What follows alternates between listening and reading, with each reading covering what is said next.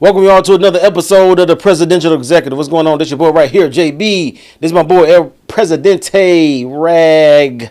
What's going on, my boy? Man, what's going on, brother? Man, another beautiful evening, man. We in July. No lie. My brother. I was gonna say we ain't July episode in a minute. Yeah. Since like the first season. Yeah. It's been. I say have we? But no, we did one in the first. Like it was like either right before or right after July 4th. Yeah, I'm about to say it's been a minute, but you know, my brother Tommy's birthday was yesterday. He turned a big 50. You know what I'm saying? I don't think I gave him a shout out on social, but you know, I called him and talked to him and stuff like that. So shout out to big bro Tommy, man. Turned a big 50. Jones. Yes, sir. In Columbus, Ohio, out there, man. Before we get started, y'all, go ahead and like this video right now. Wherever that you stream podcasts, y'all. We're on Apple Podcasts, Google Podcasts, iHeartRadio, Spotify, Amazon Music, and Stitcher. What's going on, dog? Man, tell me something. Like I said, man, you know, man, last couple of days been rough, man. Phone got ran over everywhere. Thought somebody stole it, but you know what I'm saying? Like, that ain't never good, but you know, I get to keep the same number, so that's what's up. That's always love. We were just talking off camera with that, man. I done had the same number for over 20 years. Yeah. You know what I'm saying? There have been times where I wanted to, you know, change it for, you know, different reasons and people doing to hit you up, but it's just it's the comfort and just familiarity, you know what I'm saying, with a lot of stuff. So I get it, bro. I ain't gonna never say never, but I don't plan to change. Yeah, no, man. It's like, I forget who said it, but somebody was like, it's too much money attached to that phone. Now, I ain't making money like that, but like, you know, when somebody hit me up and need a vehicle detailed or work extra hours, and even, you know, with my security job, like the way I clock in and everything, like that's how I get paid. Yeah. So like I was having to text my supervisor at the time, like, hey, make sure you put this time in, this time to this time. Yeah. But yeah, man, I ain't doing that. The block feature and the ignore button are two of the greatest creations on a cell phone. Yeah, you're right about that. I'm just trying to get this thing so I can post it on the Facebook, actually, on this thing. You know what I mean? Not the live jump. I'm just the link. The link though, at least. So man, I was having a conversation with one of my coworkers, and it was said that, you know, it wasn't felt like we open up enough. You know, I was like, okay, what episodes you like? You got to watch some more episodes. I was like, we go in. Open up enough. Yeah, it's like, man, no, we get beyond the surface. I don't know. We get down to the maybe they take me not cussing so much, not being open. Or something. I don't know. Just like kind of not that, but like just being vulnerable and stuff like that. Going into detail about it, like as if you know, like you don't want to offend somebody or you don't want to, you know, get in trouble or nothing like that. I was like. Well, I said, man. You told them the video we got knocked off. We still on flag.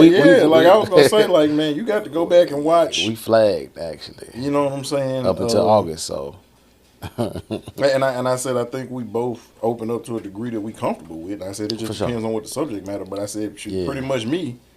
Yeah. I was like, man, everything I say pretty much should get me. Right. Like you play it back in court or something. Yeah. I'm gonna have to do like Shaggy in that song. It wasn't me.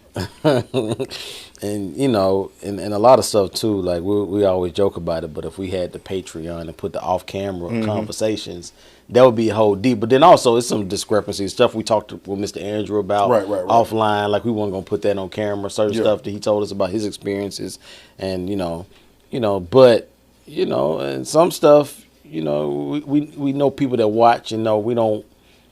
You know, it's certain people we care about to a degree to where we won't put it out there unless they say they cool with it. So so that is what it is. But I want to go ahead and get right into it. I got the link. I'm about to put it on Facebook here.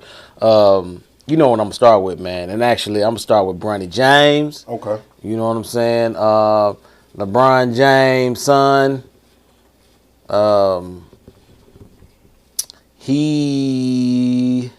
Okay, I'm trying to just make sure. Okay. Taking 55th overall by the Lakers in the second round. Yeah, taking 55th overall by the Lakers. And, okay, bet. Are we good?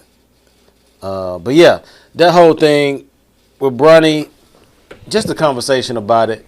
Bronny, he got picked with the 55th pick, just like you said. But, you know, the talk around it has always been about Did he deserve to be in there? And then we get into the conversation of nepotism, you know. And I'm all for nepotism, right? Yeah. And so if you look at the thumbnail for this actual episode of Rundown, however you want to call it, I got Culture Vulture on there, right? Culture Vulture, right? We know what Culture Vulture is as far as, you know, because we usually on the back end of it, the black people, right? Yeah. And so this whole I thought you was nepotism. gonna say Vlad. Well, hey, Vlad, if you want to put us on, put us on. Yeah. I'm just saying that's what they call Vlad. Yeah. So when you said that, I thought This is you were true. talking about Vlad. This is true.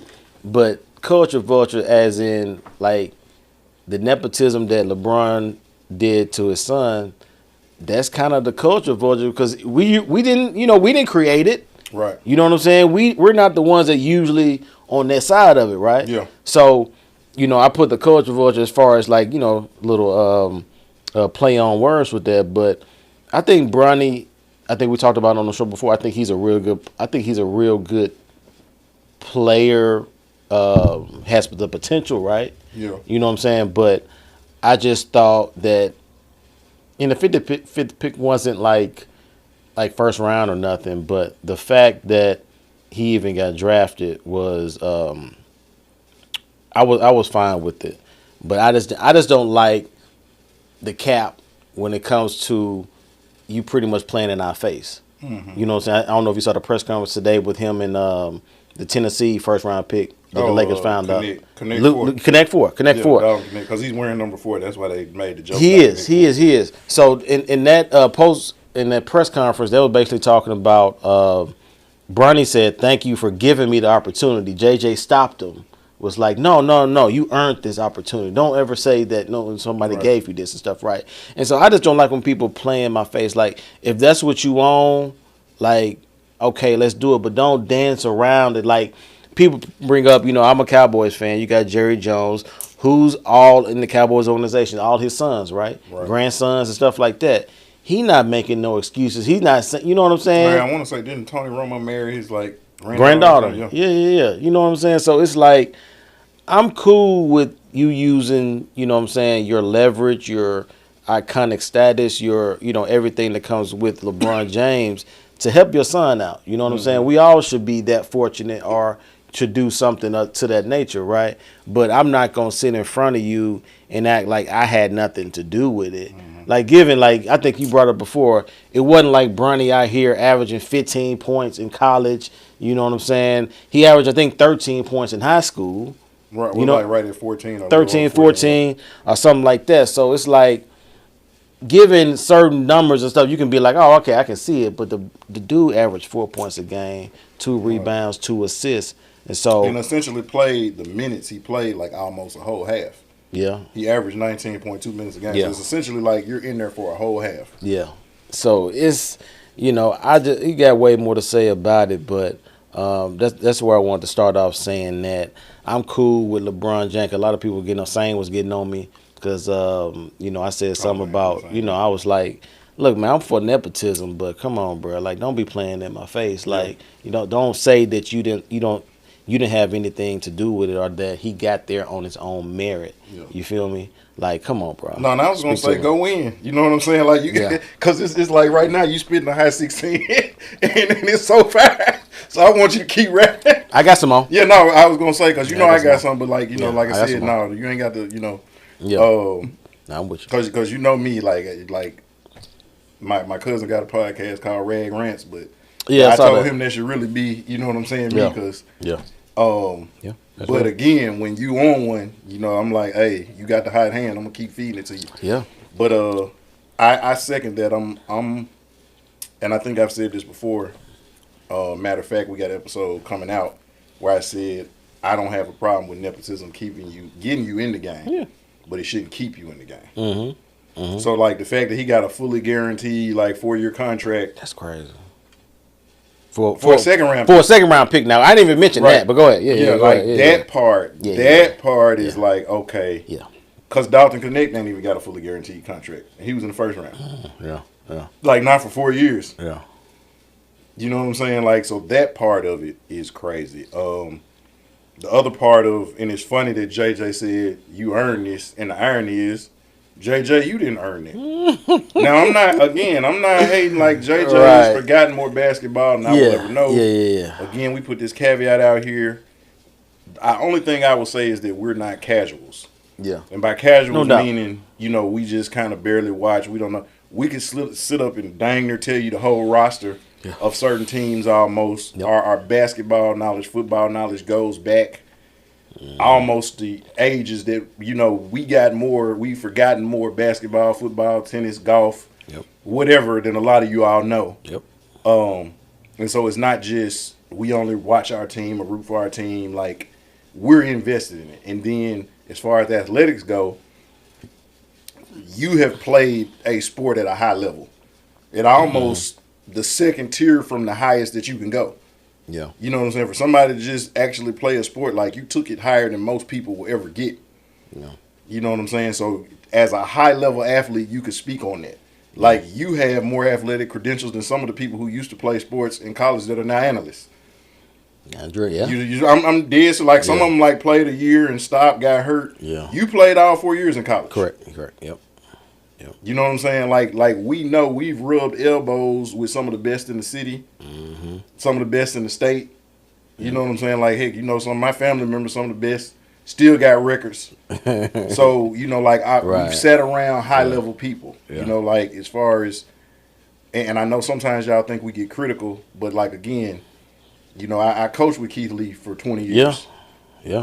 Again, somebody who forgotten more basketball than most people know. Man. And so, like, I'm sitting there with somebody who was an All-American in high school, All-American in college, first round draft pick, 7 years in the NBA, more years overseas. Coach Adams. Again, Roger. Coach Jimmy Adams, right? Like, talking basketball with Coach Stokes. Yeah.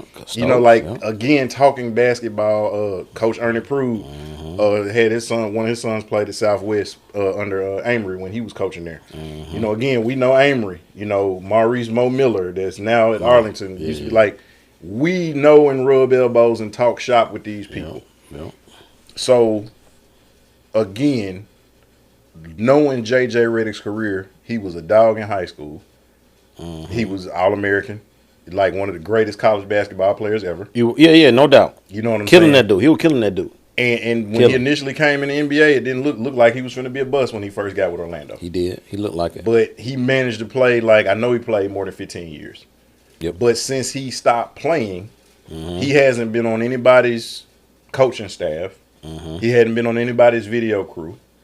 He hadn't been a trainer now maybe he's trained some people on his own time. But maybe his own time. As far as being on a team staff with having to work with, a team of different guys, like, he's essentially been an analyst and been podcasting for like the last 4 years. Yep. So now again, forgotten more basketball than most people know, but as far as coaching goes, like a guy like Sam Cassell, ain't no nepotism there. Bruh. Multiple all-star player, won multiple championships as a player. Because I want to say, didn't he win one with Boston as a player? Wasn't he on their bench when they won? On the bench, yeah. You see what I'm saying? Yeah, he won a couple as a coach. Right. At least two. Two. I know he won one this past year, but like I want to say he won one with somebody else on the coaching staff. You know what I'm saying? Like, so, again, he's done it high level on every level. Yep. You know what I'm saying? Like, again, y'all fired Darvin Ham, who won a championship as an assistant, I believe, with Milwaukee. Yeah, he did. You know what I'm saying? Like, he was the lead assistant, I think. Right. Yeah. You got guys like Phil Handy, who started off as a trainer. Yeah. He played for Hawaii in college. Then he ended up, being played overseas, then being a trainer. But he's won championships. He was on Toronto's bench when they won. He was on LA's bench when they won. Yeah. I know, and he's been an assistant. You know what I'm saying? But, like, you got these guys who got more skin in the game. Yeah. And so, again, we know you play for Coach K. His name still carries weight. Yeah, for sure. You know what I'm saying? We know LeBron is your boy. Y'all doing a podcast together. You know what I'm saying? So, like, that's why you were able to leapfrog ahead of several people who are probably better. I'm not going to say better qualified, more qualified. Yeah. Because, I mean, again, he may knock it out the park. That they may win a chip. I mean, how they get past Minnesota and Denver still out there, and now the Mavericks, the Grizzlies are going to be back. How they leapfrog all those teams, and their main guys are getting older. Yeah. Hey, more power to them. But that part of it, the irony of you saying, no, Bronny, you earned this. No, we know why you got in there. Yeah. And that's and that's fine. You know what I'm saying? And that's fine. But one of my things I like, keep the same energy, right? Keep the same energy. I brought up, I saw something like I saw a lot of people's opinions about it, and usually black people that be on ESPN and stuff, like they gonna keep it, frank as far as what they think about the nepotism thing. They had no problem with it, right? Jay Williams and all this stuff, right? And so I'm going back to the conversation, like it could be apples or oranges. Just let me know what you think. So we got the whole, and I saw some women, Monica McNutt and a couple other people, kind of even comment on that. And so they were all about the principal stuff, you know what I'm saying, about the basketball thing when it comes to Caitlin Clark at the time, right? You know what I mean? It's about, hey, man, I know she has all this, hoorah, the name and all this stuff like that, but standing on principle, standing on basketball, and other men have talked this way too, not just them. I don't want to just point out the women, want to make none of them, but, look, man, she didn't deserve it. Yes, she was the college player of the year, but she's not one of the best 12 players, you know what I'm saying, in the world and in the WNBA now. Right. So, even though she can be the 11th or 12th person on that women's team, it's kind of like they're probably not going to really play minutes at all. Kind of like the second round pick, like Bronny is. It's like it's the end of the round. Like it is what I don't. It's the 55th pick. So who cares? Like right. So it's kind of like if you're gonna stand on business, you know what I'm saying. It's talking about you standing on principle that it's not her time now and all this. But then when it comes to Bronny, the name matters, the cachet matters, you know what I'm saying, the leverage that, you know what I'm saying, their dad, you know what I'm saying, it makes sense, right? Because looking at the press conference, if you look at the press conference with both of the draft picks, usually the second round pick gets way less questions. Right. You know what I'm saying? Usually the first round pick and hey, okay, second round pick, hey, what you think about this? You know what I'm saying? Just so they won't feel left out. Bronny was leading that whole presser. You know what I'm saying? You would think Connect was the second round pick. You know what I'm saying? Or the lesser pick because Bronny was the show. Or had the less distinguished career. Correct. You know what I'm saying? And so, just going back with that, it's like with the whole Caitlin Clark thing, I know people getting tired of even bringing that up, but I just want people to have a standard of how they analyze and how they do. Like, don't stand on this side talking about it's purely about basketball. Forget the marketing. Forget, you know what I'm saying, where the cameras and the conversation and the stories at, right? Forget that. Let's talk about ball. Let's talk about doing this. But when it comes to Bronny, it's like, but no, you want your dad to do this for you. It's not like, of course. But what I'm saying is, even when it comes to that, I'm just like, even with Rich Paul, talking about Bronny and him, getting the spot that he got, he earned the spot. He's been working hard. He's been doing all this stuff. Like, but bro, like, let's just be honest. LeBron put his son in the position to get picked. And I think Bronny would have been a great prospect coming up and if he stayed another year or two in SC. But to act like he got there on his own merit and I just don't like people playing in my face. You know what I'm saying? And so, and again, and I'm looking up Connect stats, so he was a consensus first team All-American. Probably averaged like 22, right? Yeah, like 22 points a game. Yeah. He won the Julius Erving Award. He won SEC Player of the Year and SEC Newcomer of the Year. First team. Killer. All SEC. Killer. So, and he's a 6'6" shooting guard. Mm-hmm. You're not talking about a scrub. No. White boy cold. And so if he don't do nothing but be Duncan Robinson in his career, which, essentially somebody who averaged between 10, 12 points a game and you're a specialist, all you got to do is knock down threes. Uh-huh. You know what I'm saying? Like, not a bad defensive player. He averaged a steal and a block a game. Uh-huh. You know what I'm saying? So he's not a bad defensive player. average like 5 rebounds a game, which for a guard that ain't bad. Yeah. So I mean, if you go get loose balls and do all that, but like to your point, everything is going to somebody who 4 points a game, dog. 4 points a game, and if you look at it was a bad USC team, dog. Yeah. I think they only won and 15 the Pac-12 games. is not a good conference now. No, and I think they were ninth in their conference. You know what I'm saying? So we're not talking about like a UConn team where he just couldn't get minutes. You know what I'm saying? Like or something like that. Like Boogie Ellis, I think averaged 16 some points. He was at Memphis. Mm-hmm. He didn't get drafted or whatever at all, right? Right. And I want to say he was how many points was he averaging in the USC? 16, 17. I was going to say he was a leading scorer, wasn't he? Yeah, him and Isaiah Carr, yeah. 16, 17 points.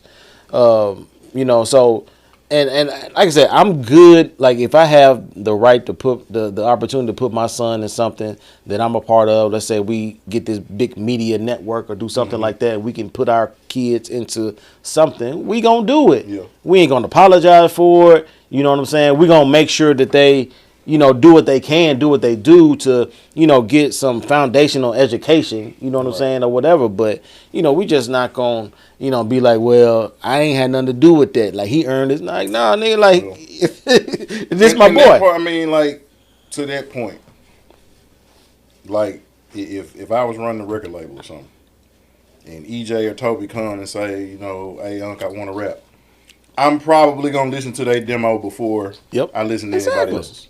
For sure. You know what I'm saying? Any one of DJ Black, any one of his grandsons, like, I'm going to give him, Crown Vic, MKJ kid, like, any one of them, like, and that's going to be purely, strictly nepotism. Yeah.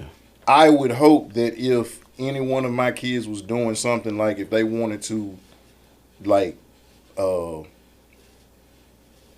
heck, I don't know, play tennis or something, like I would hope that you would coach them first. Right. Yeah. And if you did, I wouldn't be mad if somebody else was like, the only reason you coaching them more is because that's your homeboy. I don't care. Okay. Yeah. But now, what's the problem? but again, like I said, I just feel like if my kids, the only time they practicing is when they training with you, or like you said, we get this big media conglomerate, and now the only time you're we put you on camera, and then all of a sudden you get like the people that said they scared to be on. They don't want to say nothing. It's like, oh, you're a little camera shy, and like, okay, you can't keep doing it. At some point, you're going to have to come out your shell. Yeah. You can't be hyped up off camera, and then on camera, you just... It's like, oh. You don't know what to do with your hands like Ricky Bobby. You know what I'm saying? Like, yeah. At that point, we can get you some work behind the camera or something. Like, nepotism can't keep you in the game. Yeah. You know what I'm saying? It can get you in the game, but it can't keep you in the game. And that's my only issue with the whole thing. No, I like what you said with that. I think that jump fair right there. What's that? Right there.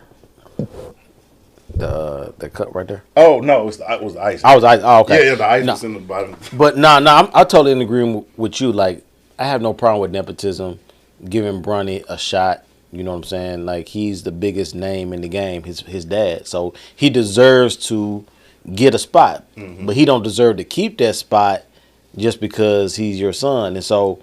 And that's kind of moving into the next thing we're talking about with free agency. Oh, well, now I was going to say one last thing because we talked about this off camera. I called Cap on the LeBron crying when Bronny got drafted. Like, you didn't know. Yeah, that's true. Like, Jordan crying after when he won the championship after his dad passed. I get that. John Elway, all them years of, like, losing in the Super Bowl and finally winning one. Yeah. Man, I get that. A team like you play 4 years in college and your senior year you win the chip. On your way out, I get that. Yeah. You orchestrating, hand-picking the coach, basically saying, I'm going to be on whatever team that drafts Bronny. That's where I'm going to be at. And then your team where you're at that don't want to lose you drafts him, and now you're crying as if you're surprised. And the thing about this, they got all sides of the situation on lock. You got an iconic father, which is LeBron James. You got Rich Paul, which is the top agent, the free agent, the whatever his position is in the game, telling teams if you draft Bronny, if you're not the Lakers or the Phoenix Suns, he gonna go play in Australia. Telling teams that in the draft, right? And so it's like. Just like miss me with the stuff. Like, just get them drafted. Like, stop with the, you know what I'm saying, this lying to people's faces because it's kind of getting real tired. And so I don't know if you saw like a LeBron put something about like maybe it's me talking about free agency. Mm-hmm. You know what I'm saying? Because of his people refusing to go. Clay Thompson refused to go to him. Who else? There was a couple others. Paul George, Harden. You know, there's a couple other people that have been like no. And my thing is like why would they go to this circus? That's the Lakers this year. It's gonna pretty much be about Bronny and his dad. You know what I'm saying? You know, and JJ. You know what I'm saying? Put JJ out there too. And then if they don't win, you become the scapegoat. Oh, you definitely gonna become a scapegoat. Like it ain't never I need to do better. I need to work harder. I need to be more hold my teammates more accountable. Even if you say I need to hold my teammates more accountable, it's always we got to do better. Or I ain't got enough. It ain't never me. It's always we. It's always us. But then when you win, like when you did when Cleveland won, you're the GOAT now. It's all you now. Mm-hmm. But when you lose, it's every other thing but. You know what I'm saying? And like when you look at guys like Jordan and Kobe, when they didn't perform, they was always, I got to get back in the gym. I got to tighten up. I got to work harder. Yeah. So to your point, anybody who goes, you're gonna become the scapegoat. But like I said, I just called Cap. That's like if you show your wife, you show her what you're getting her for her birthday. You send her a screenshot. Then she finds the receipt of said gift that you were going to buy her. Yeah. Then she hears all the kids saying that they saw said gift that you were going to get her. She's talking to her homegirl. She talking to, you know what I'm saying, your sister-in-law or whatever. Yeah. And your sister-in-law's like, oh, yeah, well, he told your brother-in-law, he already told him what kind of gift he got you or whatever. She watches the episode of the podcast, and we're talking about the gift that you're going to get her. And then when she gets the gift, she just breaks off into tears like she didn't know. She put on the tears, just like, oh like, my gosh, you knew, oh man, what it was gonna be. Yeah. The only time now, again, I'm not now when people get happy or grieving. Again, I get it, but it's one thing when the happiness comes and it's like, hey, man, I can't believe, you know, I finally made it. But when it got to that moment, it wasn't even like a shock. Like it got orchestrated. Everybody knew on the first day of the draft, they was like, day 2 is going to be about Bronny. They were saying this before the draft. Everybody knew the Lakers had the 17th pick. I don't know if they had another pick in the first round. No, they had another one, I think, in the early second round. Like 30-something. Right, and then they had 55. And then 55. Everybody knew 55 was going to be more than likely 99% Bronny. And so, like I said, again, I'm cool with him being drafted by the Lakers. I just don't like all the play on words and playing each other's faces because, like, in the time that we're living in 2024, like, we know what's going on. There's too much access to video and other information out there. You can see people's whole lives. Yeah, so it's like to lie like we're in the 90s again, like we're Bill Clinton, or we're just saying certain things to make it sound good. Like we got to wait till the newspaper come out. Yeah, so we can't really have receipts the next day or the next hour of kind of what's really going on. So, or like we I guess we're gonna talk about this later. Or like within a couple of hours or something happening, you making a whole video with high production quality and everything else. Like again, you need to check. I'll show you the video. You got offline, but like yeah. It looked like a major, but to your point, now we can literally do this on a 24-hour cycle. Yeah, we can do it whatever. Like I don't, a couple of my coworkers that I work with on my team, you know, they still watch the news at 10 o'clock. You know what I mean? Like that. Like I said, I don't remember the last time I'm looking at the 10 o'clock news on Channel 3, Channel 5, which growing up, my parents always used to watch Channel 10 because that's how we got to know what was going on. Right. I want to say when we had Jason Smith on, that was one of the things we talked about, like with his dad. Yeah. Like we used to watch his, like we watched his dad on several of the news channels because he was on Les Smith. Dang near all of them. But like to your point, that we grew up in that generation where it wasn't a 24. We grew up before CNN. Yep. You know what I'm saying? Like we grew up on newspaper, and you having to watch the news, like, and you having to go to that newspaper to see the high school basketball score to see who scored what, who did. Moyer scored 60. Oh, he's going 10 3-point. Like we didn't know that till the commercial appeal came out and to the Channel 5 Friday night with Jarvis Greer. You know what I'm saying? Best of preps. You see who all is the top in whatever sport. Like now, you can just go, pull your phone out. You can pull it out, dog. So it's like, It is what it is, man. I just don't like, because if we're trying to copy the white culture, as far as that's what they do.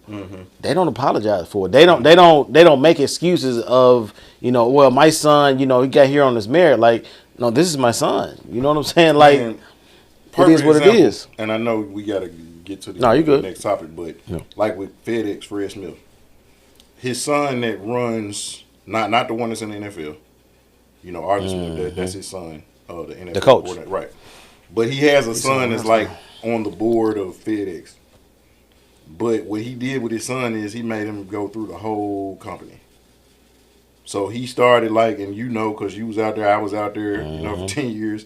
You did 2 bids out there. Yeah, I served a long stretch. Right, I got two separate bids. You know what I'm saying? Yeah, but he started like we did. He started off as a material handler. He started off handling boxes.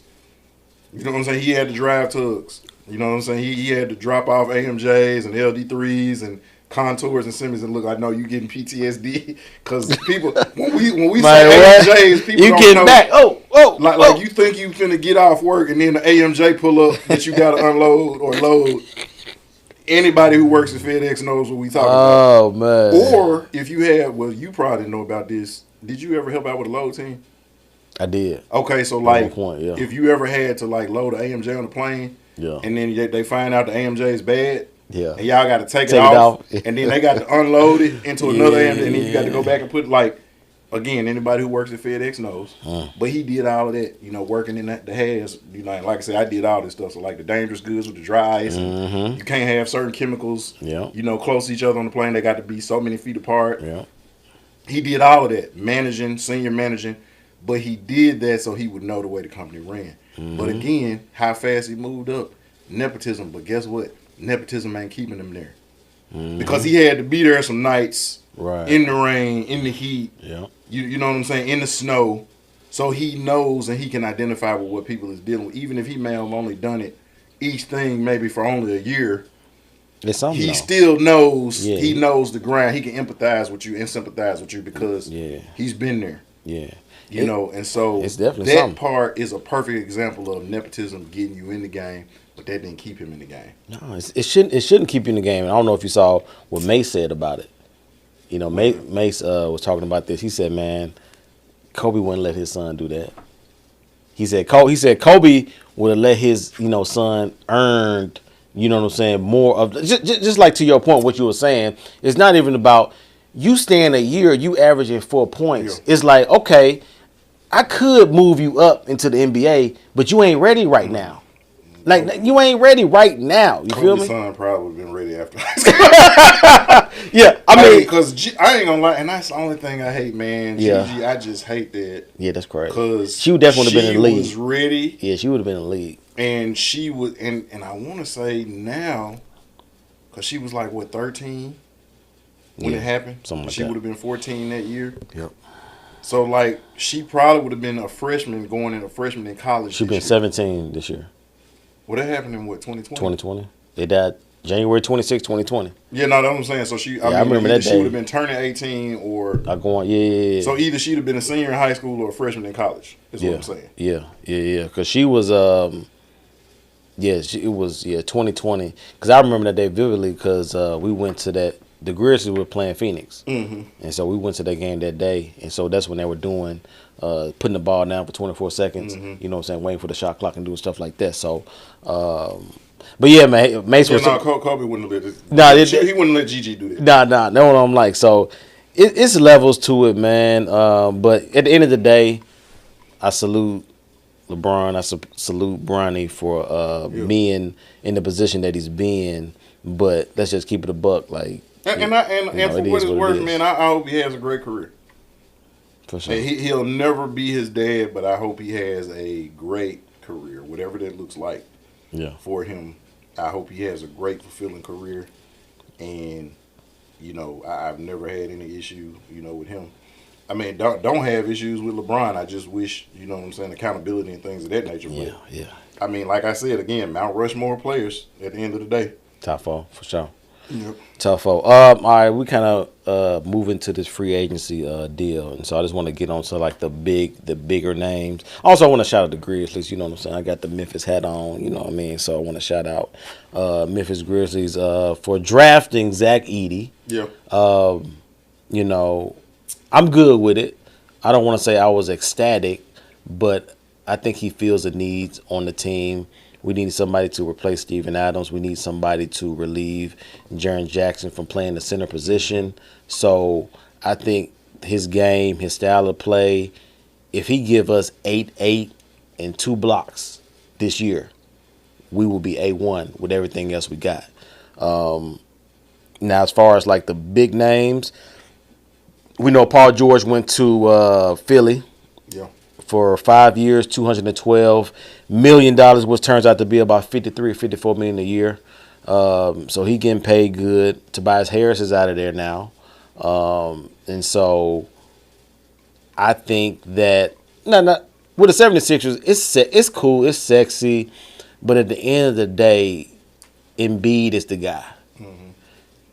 And he's never healthy when it counts. Right. He's not healthy when it comes to even if you get past the first 2 rounds, I'm not confident he will be there if he's in the Eastern Conference Finals and get through that whole series without being out for 2 or 3 games. Yep. You know what I'm saying? So when it comes to the Paul George thing, and then I'll let you speak on, you know what I'm saying, that, then we'll go into the couple other big names. But Paul George, he's just a name. They made some improvements. I think they signed Maxey to an extension for $204 million. So they cool, but the piece to the puzzle is Embiid. And if I tell my homies, I was like, if the NBA season was 55 games or 60 games, they might win the chip. Yep. But it's 82 games, and Embiid doesn't last that long during the regular season. Then when the playoffs come, he's already injured in the regular season, so he's trying to get back in shape in the playoffs. And so it's like the playoffs are not meant for you to kind of get back in shape. It's meant for you to go. You know what I'm saying? So I think the 76ers made a good move, but if Embiid is not healthy at the end of the day, it ain't going to mean too much. Yeah. So going to what you said, and again, you know, the only teams I care about, of course, I'm a diehard Bulls fan. I ain't going nowhere. Ain't no bandwagon. No doubt. Like I said, it's just like my oldest child. You know what I'm saying? Like, I don't care. I ain't got to be with the mom. Like, hey, that's number one. You know what I'm saying? You're going to always be number one. You know, I ain't jumping on no bandwagon, but that don't mean I don't love the baby either. You know what I'm saying? Just the Grizzlies. Yeah. The home team. Hometown. And it looks like, you know, at least for another few years, we're going to be here. So, because I didn't never want to, because even now they talking about going back to Vancouver. At least to 2027. I think we 2027. Seattle's finna get a team. Yeah, they're going to get their Vegas is going to get a team. And so they're like they're either going to expand or they're going to pull some teams from other cities.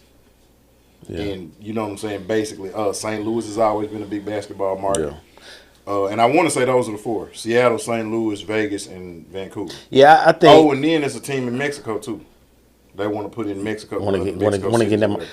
I don't want to cut you off, but I don't think Memphis is going anywhere just because I think Ja is going to stay here. Mm-hmm. And so because I think Seattle definitely going to get a team. Mm-hmm. We know Vegas is going to get a team. We know those 2 for sure. Like you said, St. Louis, they're outside, and then maybe someone else.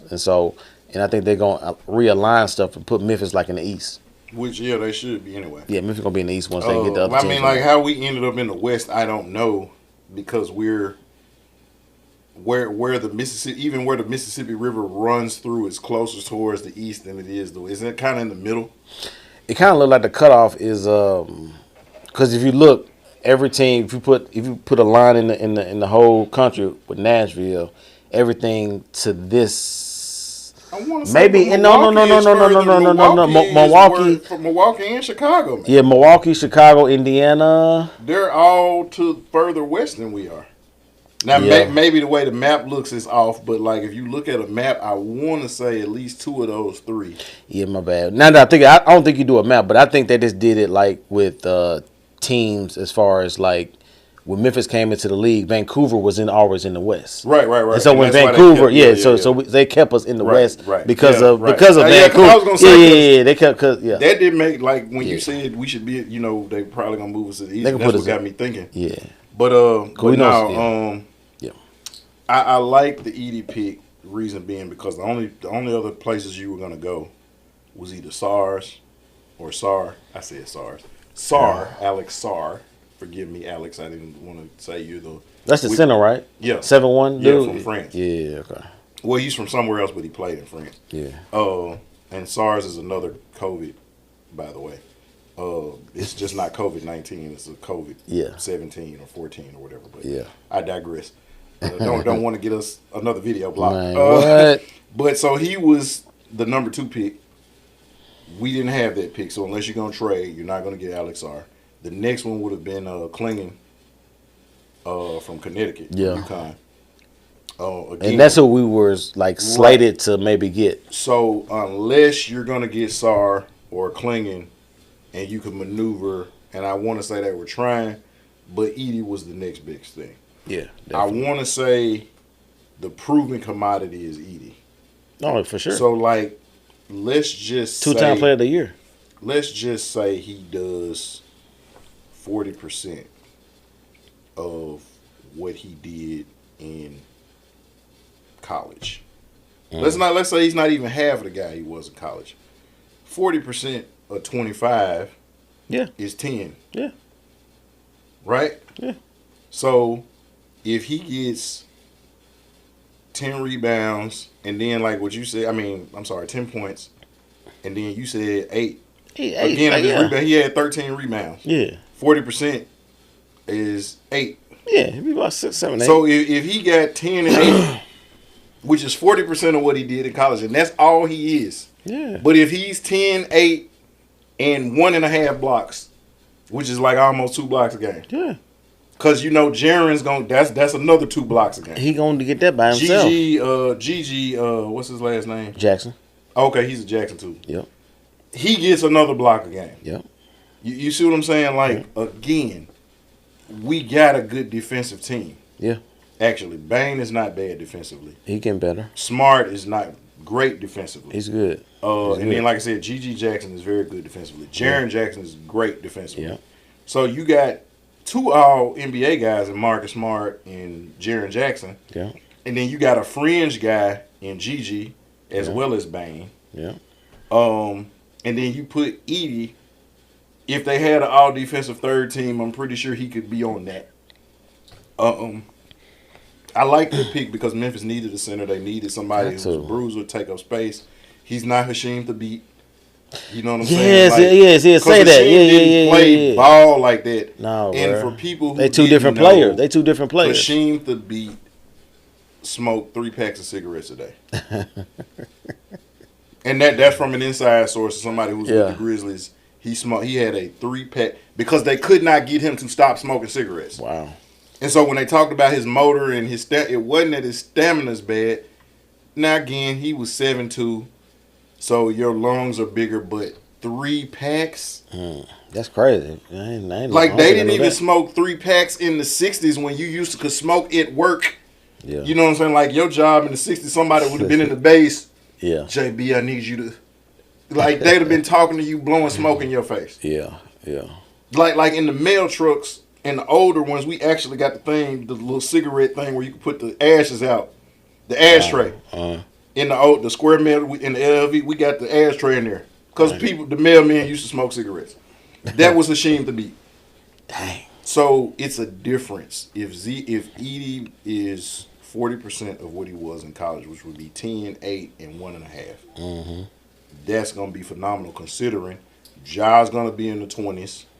Bane is going to be in probably the 20s. Between 15 to 20s. He going to be in the 20s. Jackson's going to be between 18 to 20. 16 to 19, something like that. You know what I'm saying? So now you got 3 guys that's going to put up between 60 and 80 points a game.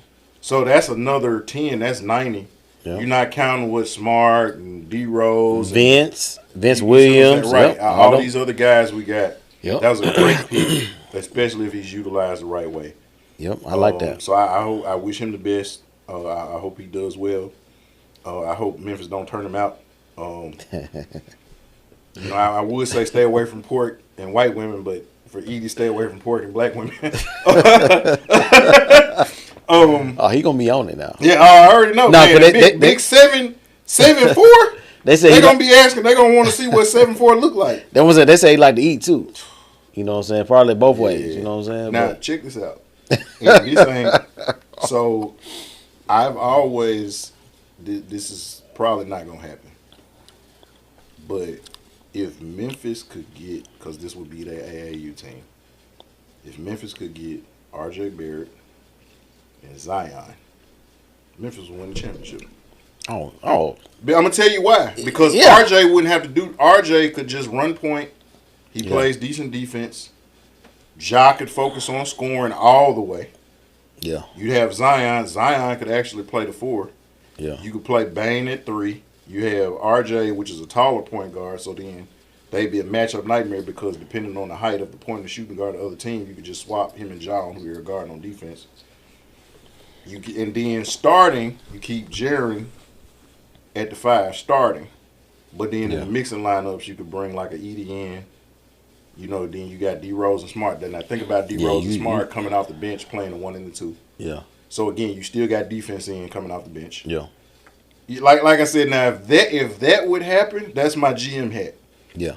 Because again, RJ Barrett is not bad. He's just bad as your superstar. Yeah, he's not a number 1. Exactly. Or a number 2. Really, he'd be a great number 3. 3 or 4, he'd be cool. But that's what I'm saying. So now again, if all he got to do is pass, occasionally knock down an open shot, play defense, distribute, play D. Yeah, Ja's the one that's gonna be carrying the offense, and then you have him and Zion, the new Lob City. Oh yeah. I mean, think about the highlight reels of just them going back. But that would again, that's their old AAU team. Yeah, because they all played together. Well, I know him and Zion played together, but I want to say I think Zion and RJ played together at Duke. They do, yeah, they played at Duke.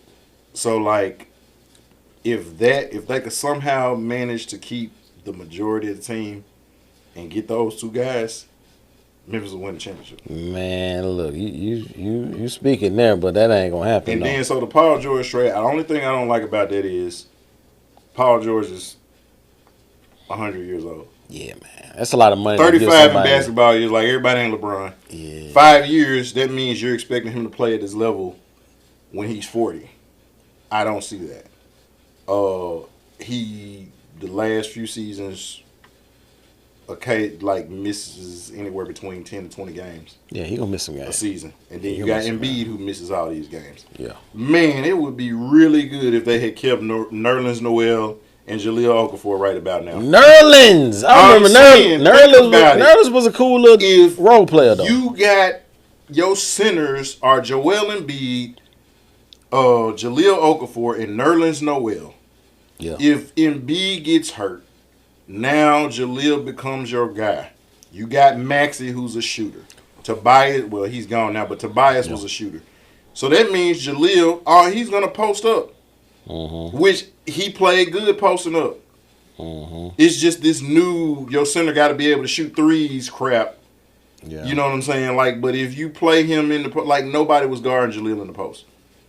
It's because a lot of teams was using their centers to run out and, space and crap. Like, that's why he didn't do well. Like, dude is playing overseas, averaging almost 30.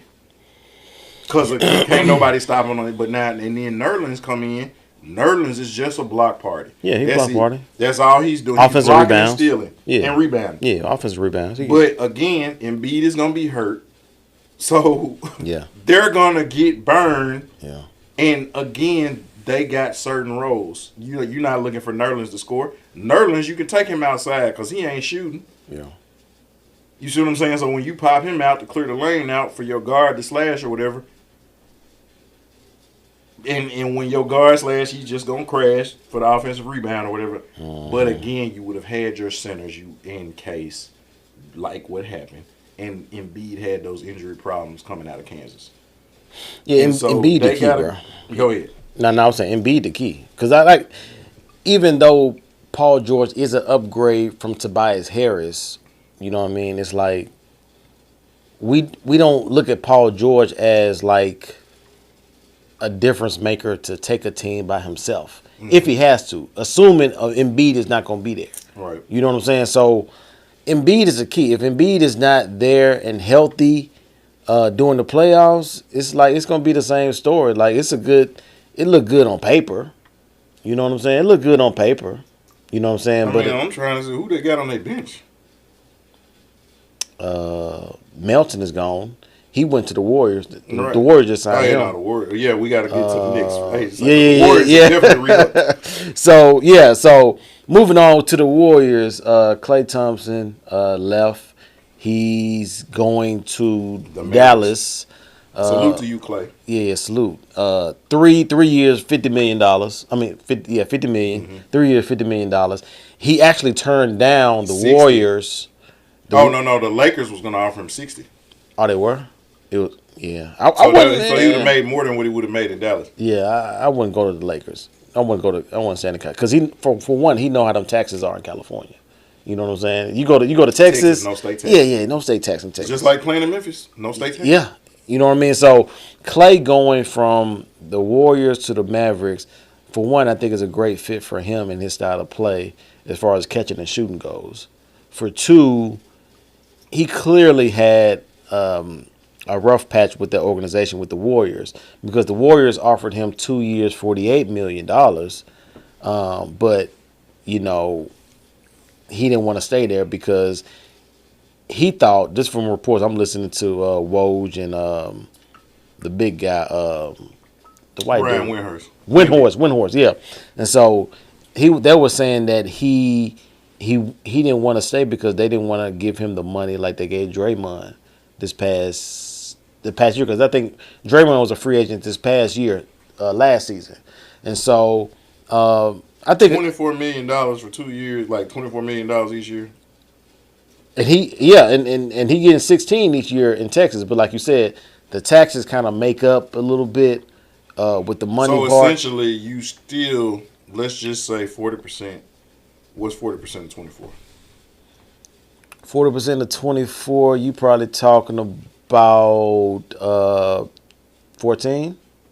No. My bad, 10. About 10. Yeah, about so 9, essentially, 10. About 9, 10. You're talking about 9, 10. 14. You talking about 14 million versus 16 million. Well, no, so he 16 straight up. Yeah, you can go 16. 40 with the taxes, but with you being in Golden State, with you being in the Bay, Silicon Valley, your endorsements that you have out there, you still would have made that up.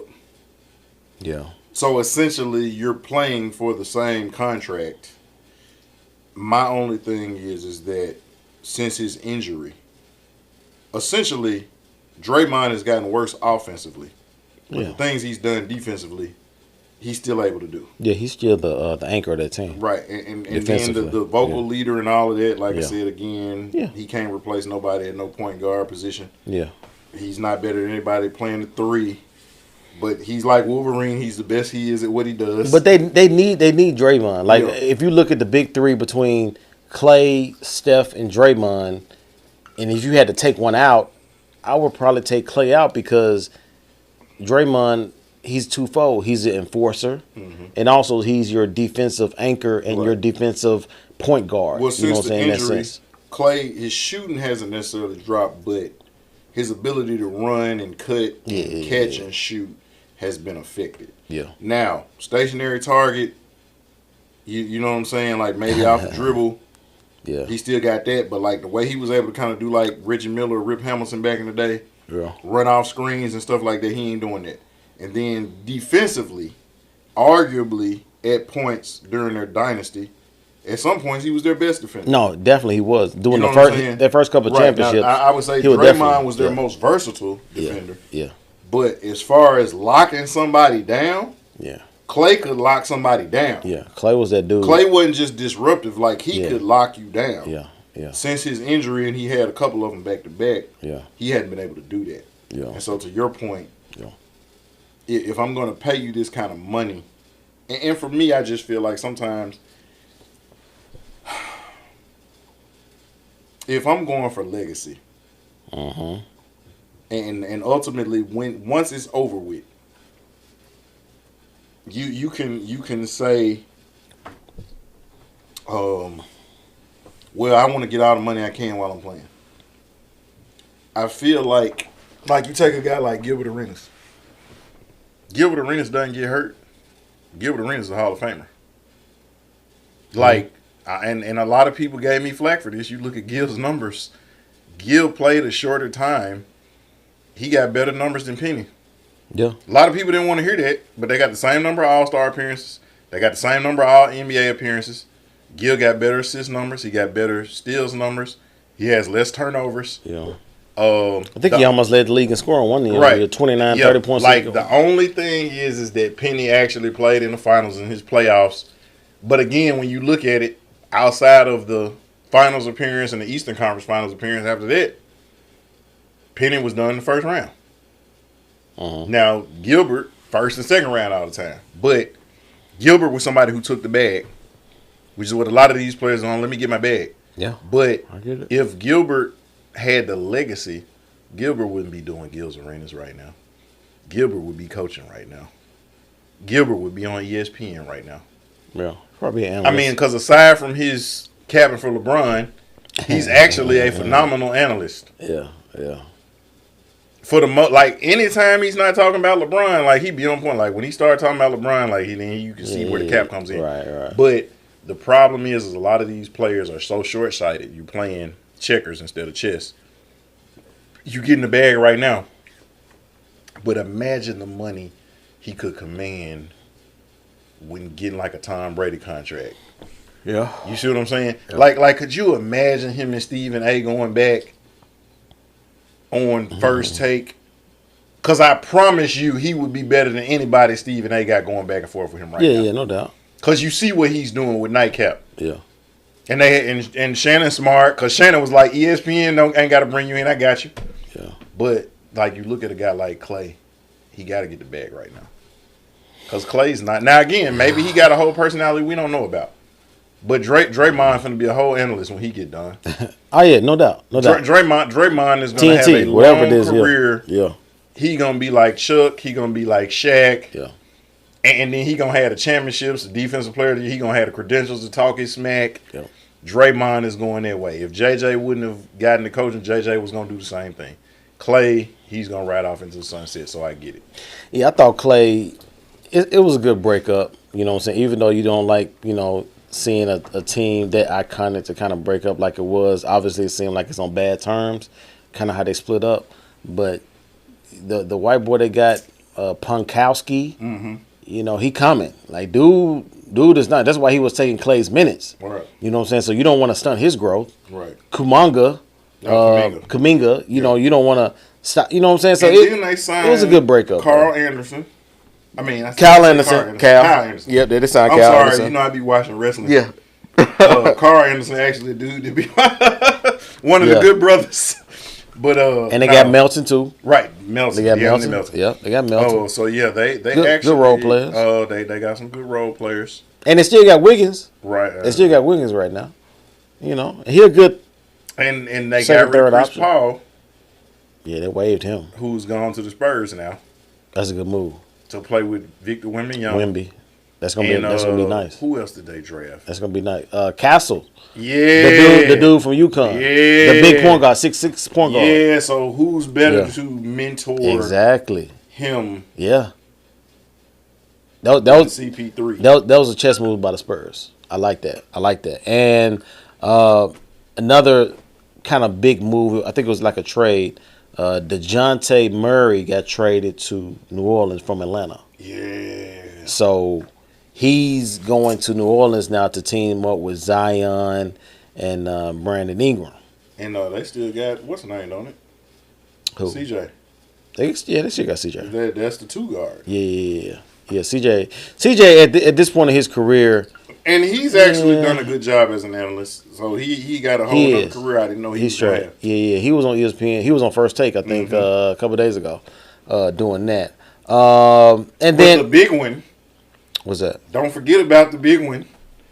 The Villanova boys are reunited in New York. Mikal Bridges in New York. And they still got OG. They still got OG. Signed him to a max. I want to say a super max. Yeah, he got a lot of money. Because it's like 200 something. He got a lot of money. Yeah, no, he got the super max. Now the only thing about with the Knicks, they lost Hartenstein. He went to OKC. Hartenstein. He went to OKC. So he was a big piece in the middle. You know what I mean? So, but them getting Mikal and then having OG and still having Julius Randle come back next year, I think they're gonna be fine. But all I'm gonna say is if the Bulls mess around, yeah, I think DeMar gone. But check this out though. So now if LA can't get them, they saying Miami is gonna be. And again, now that's one. That'd be interesting. To me, that's a scale tipper. Yeah. For in their favor, because especially if Jimmy stays healthy, the problem that Miami always had is you can't find another person to score because playoff Jimmy is Jimmy buckets. Yeah.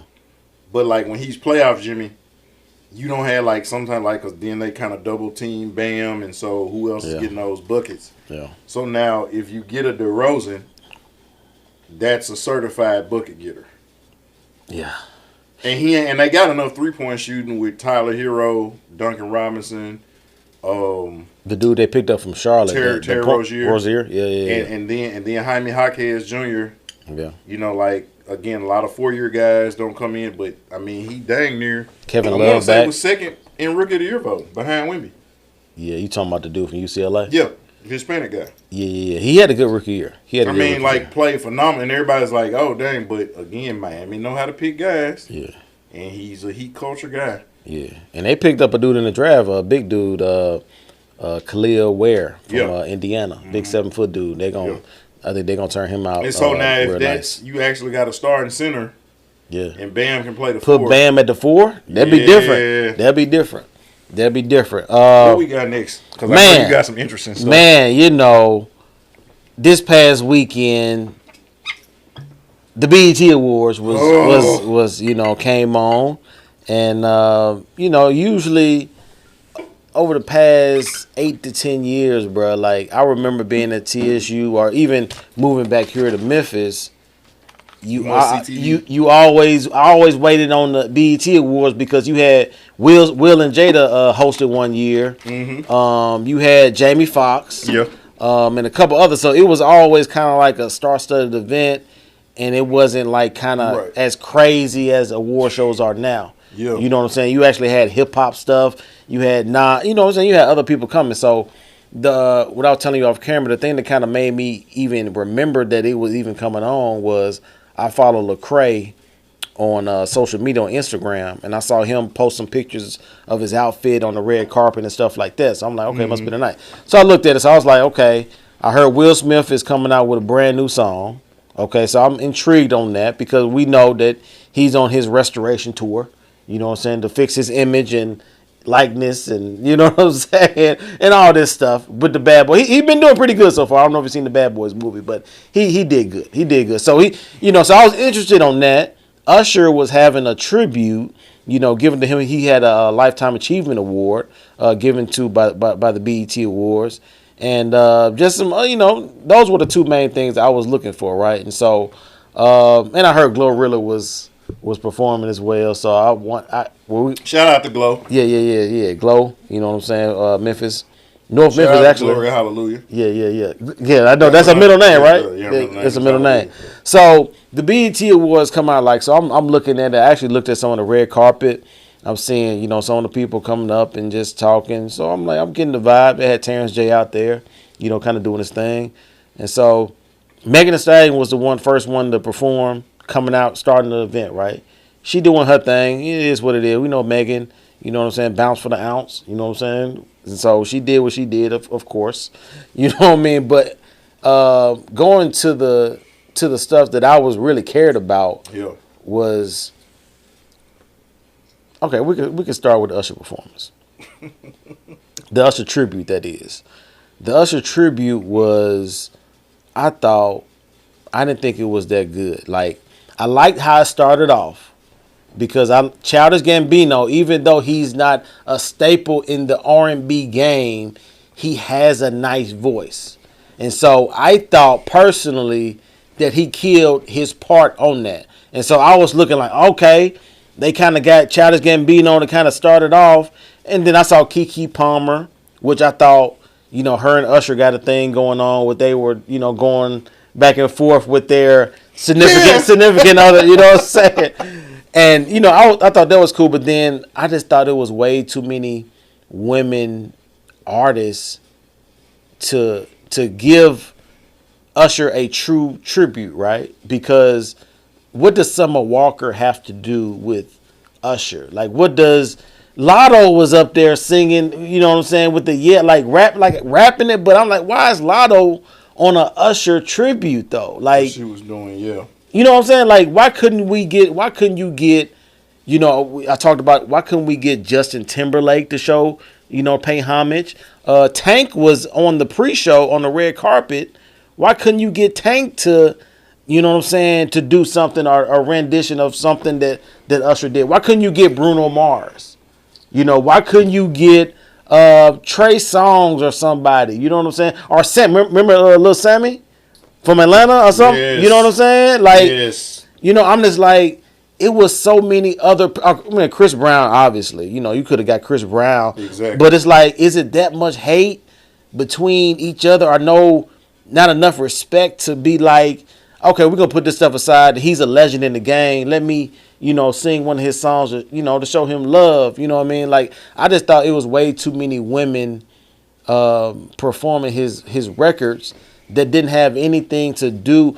Now, I think I posted on Facebook. I think one of my friends, went to high school with, said something about, well, the women were for Usher because that's Usher's style. He caters to the women. So why not have all the women performers out there? But I'm like, a tribute is supposed to be like, paying homage, like, and he's a male artist at that. You know what I'm saying? So even though he has a nice falsetto voice that women, you know what I'm saying, more so cater to on that, which I get that part. But the names that I put out there, why couldn't at least two of those people be out there to, like, give a tribute to Usher? Because other than that, I thought it was kind of whack. Okay, so to the singing part of it, none of those women sing in a tenor. Even though he has a high falsetto, it's called a falsetto because it's not a real Edo. Yeah. No, it's not a real like alto or soprano. Yeah. You know what I'm saying? So like it's somebody, because again, his songs were like Eddie Kendricks from the Temptations, who sang in the falsetto. You know what I'm saying? The high pitched voice guy. But his songs where he wasn't singing the falsetto, where it's like, oh dang, he actually sang tenor. And if you hear him talk, he didn't have a high pitched voice. Yeah. You know what I'm saying? So like, again, but none of those women sang in the tenor. And it's no false tenor. You know what I'm saying? It's no false tenor. You know what I'm saying? Or false ace, like false bass voice. Like, none of them sounded like Usher. Nah, bro. Now, to your point, Childish Gambino did kill it. He did nice. But my only issue is that he's an MC. Yeah. You know what I'm saying? And so to your point, you could have got Bruno, you could have got Chris Brown, bro. You could have got Sammy, JT. You could have got JT, you could have got Jacob Lattimore, you could have got like it's a lot of other guys Bryson that are Tiller younger, or something like that are younger than Usher, who could have given him a tribute and all of those guys sing to the ladies. Yeah. So now next time they tribute somebody, when y'all tribute Beyonce, and we talked about this, I want y'all to have SZA, Tyrese, Jacquees, Omarion, Ray J, like have a bunch of niggas up there singing. And there was another name. Tyrese was in the audience. You know what I'm just saying. Tyrese could have did, y'all do Beyonce or Mariah Carey, y'all have one woman and a bunch of niggas up there singing. Man, they would never. Exactly my point. We so woke now, it's stupid.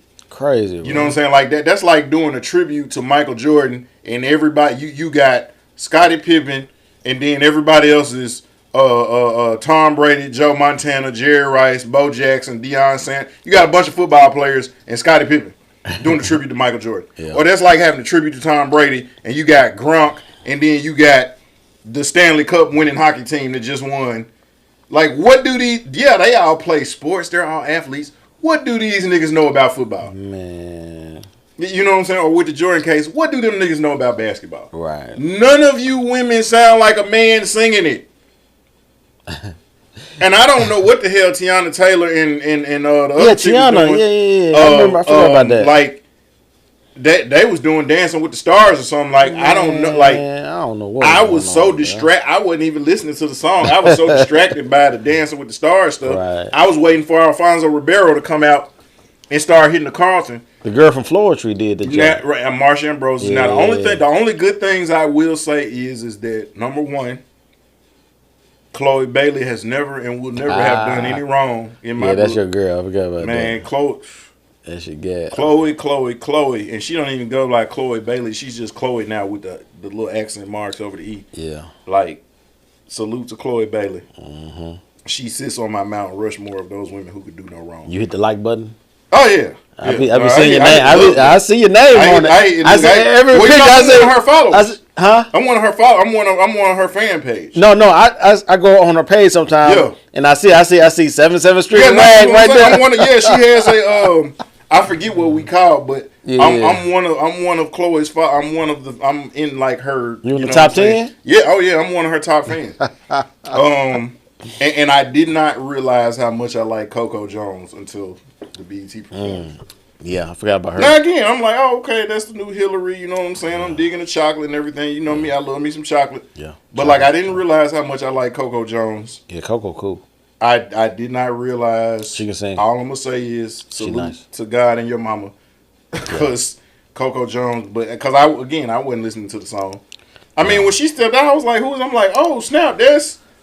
It looked like El Chapo wanted to kind of. No. He was ready to bite her. No, everybody was ready to bite her. Yeah, he ready to bite her. She was a Hershey's Kiss. Yeah, he ready to bite. Or a Hershey's chocolate bar, and everybody wanted to bite. Everybody wanted to lay a finger on that Butterfinger. Yeah, and I saw that she was she kind of tried to do a lap dance on Usher's wife. Mm-hmm. You know what I'm saying? That she kind of turned. I thought she was gonna take Usher on stage.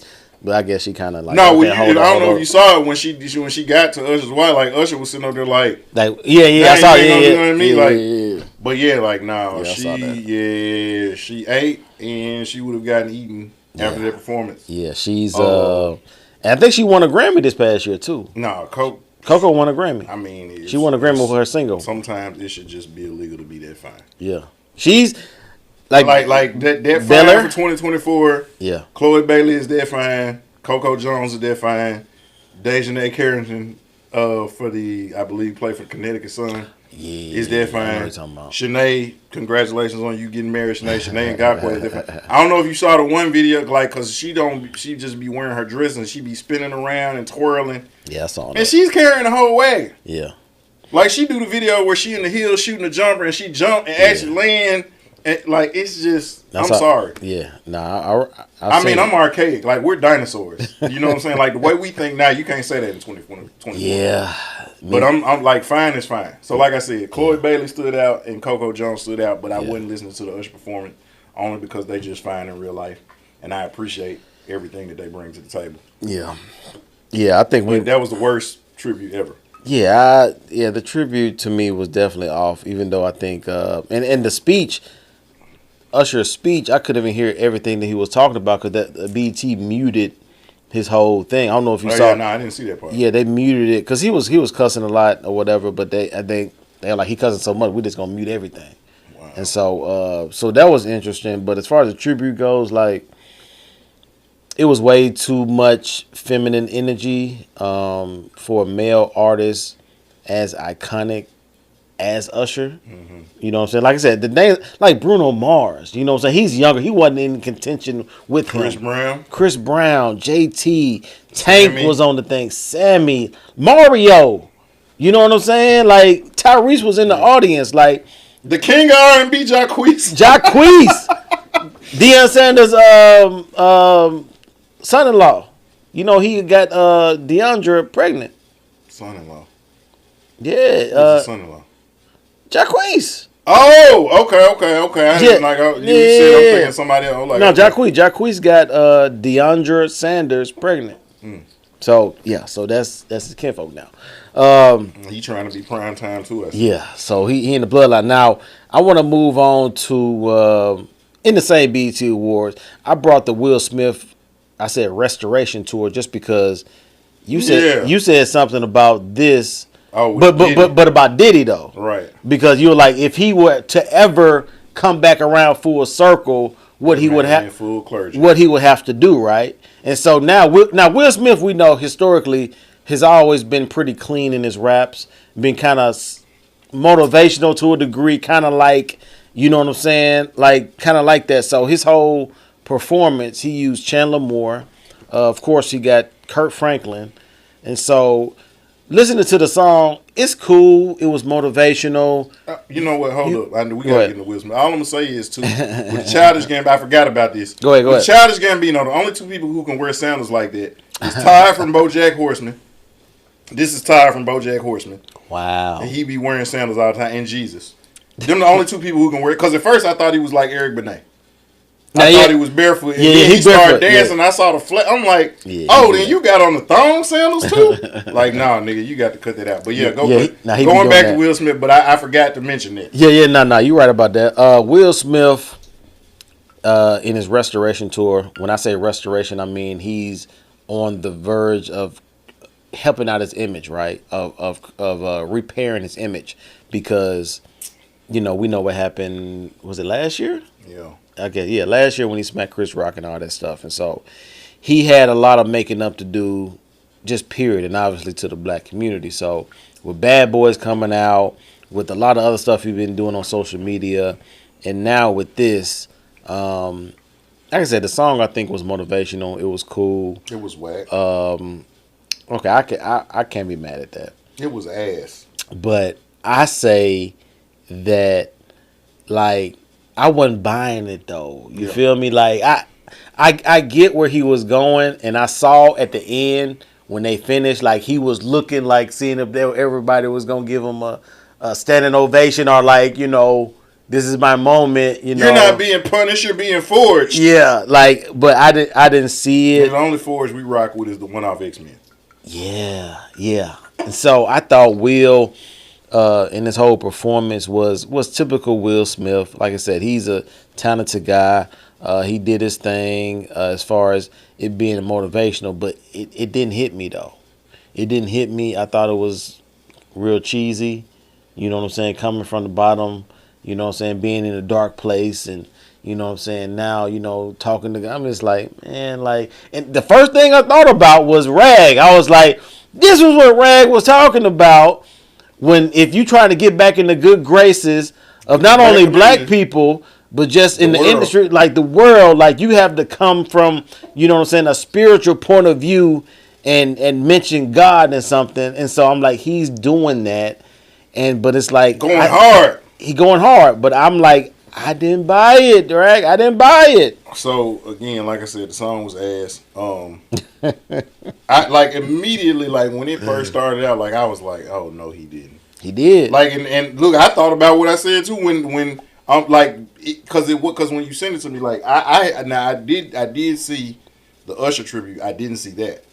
Okay, yeah. So I like to. I was like, okay, well let me check this out. So like I'm listening when he starts rapping.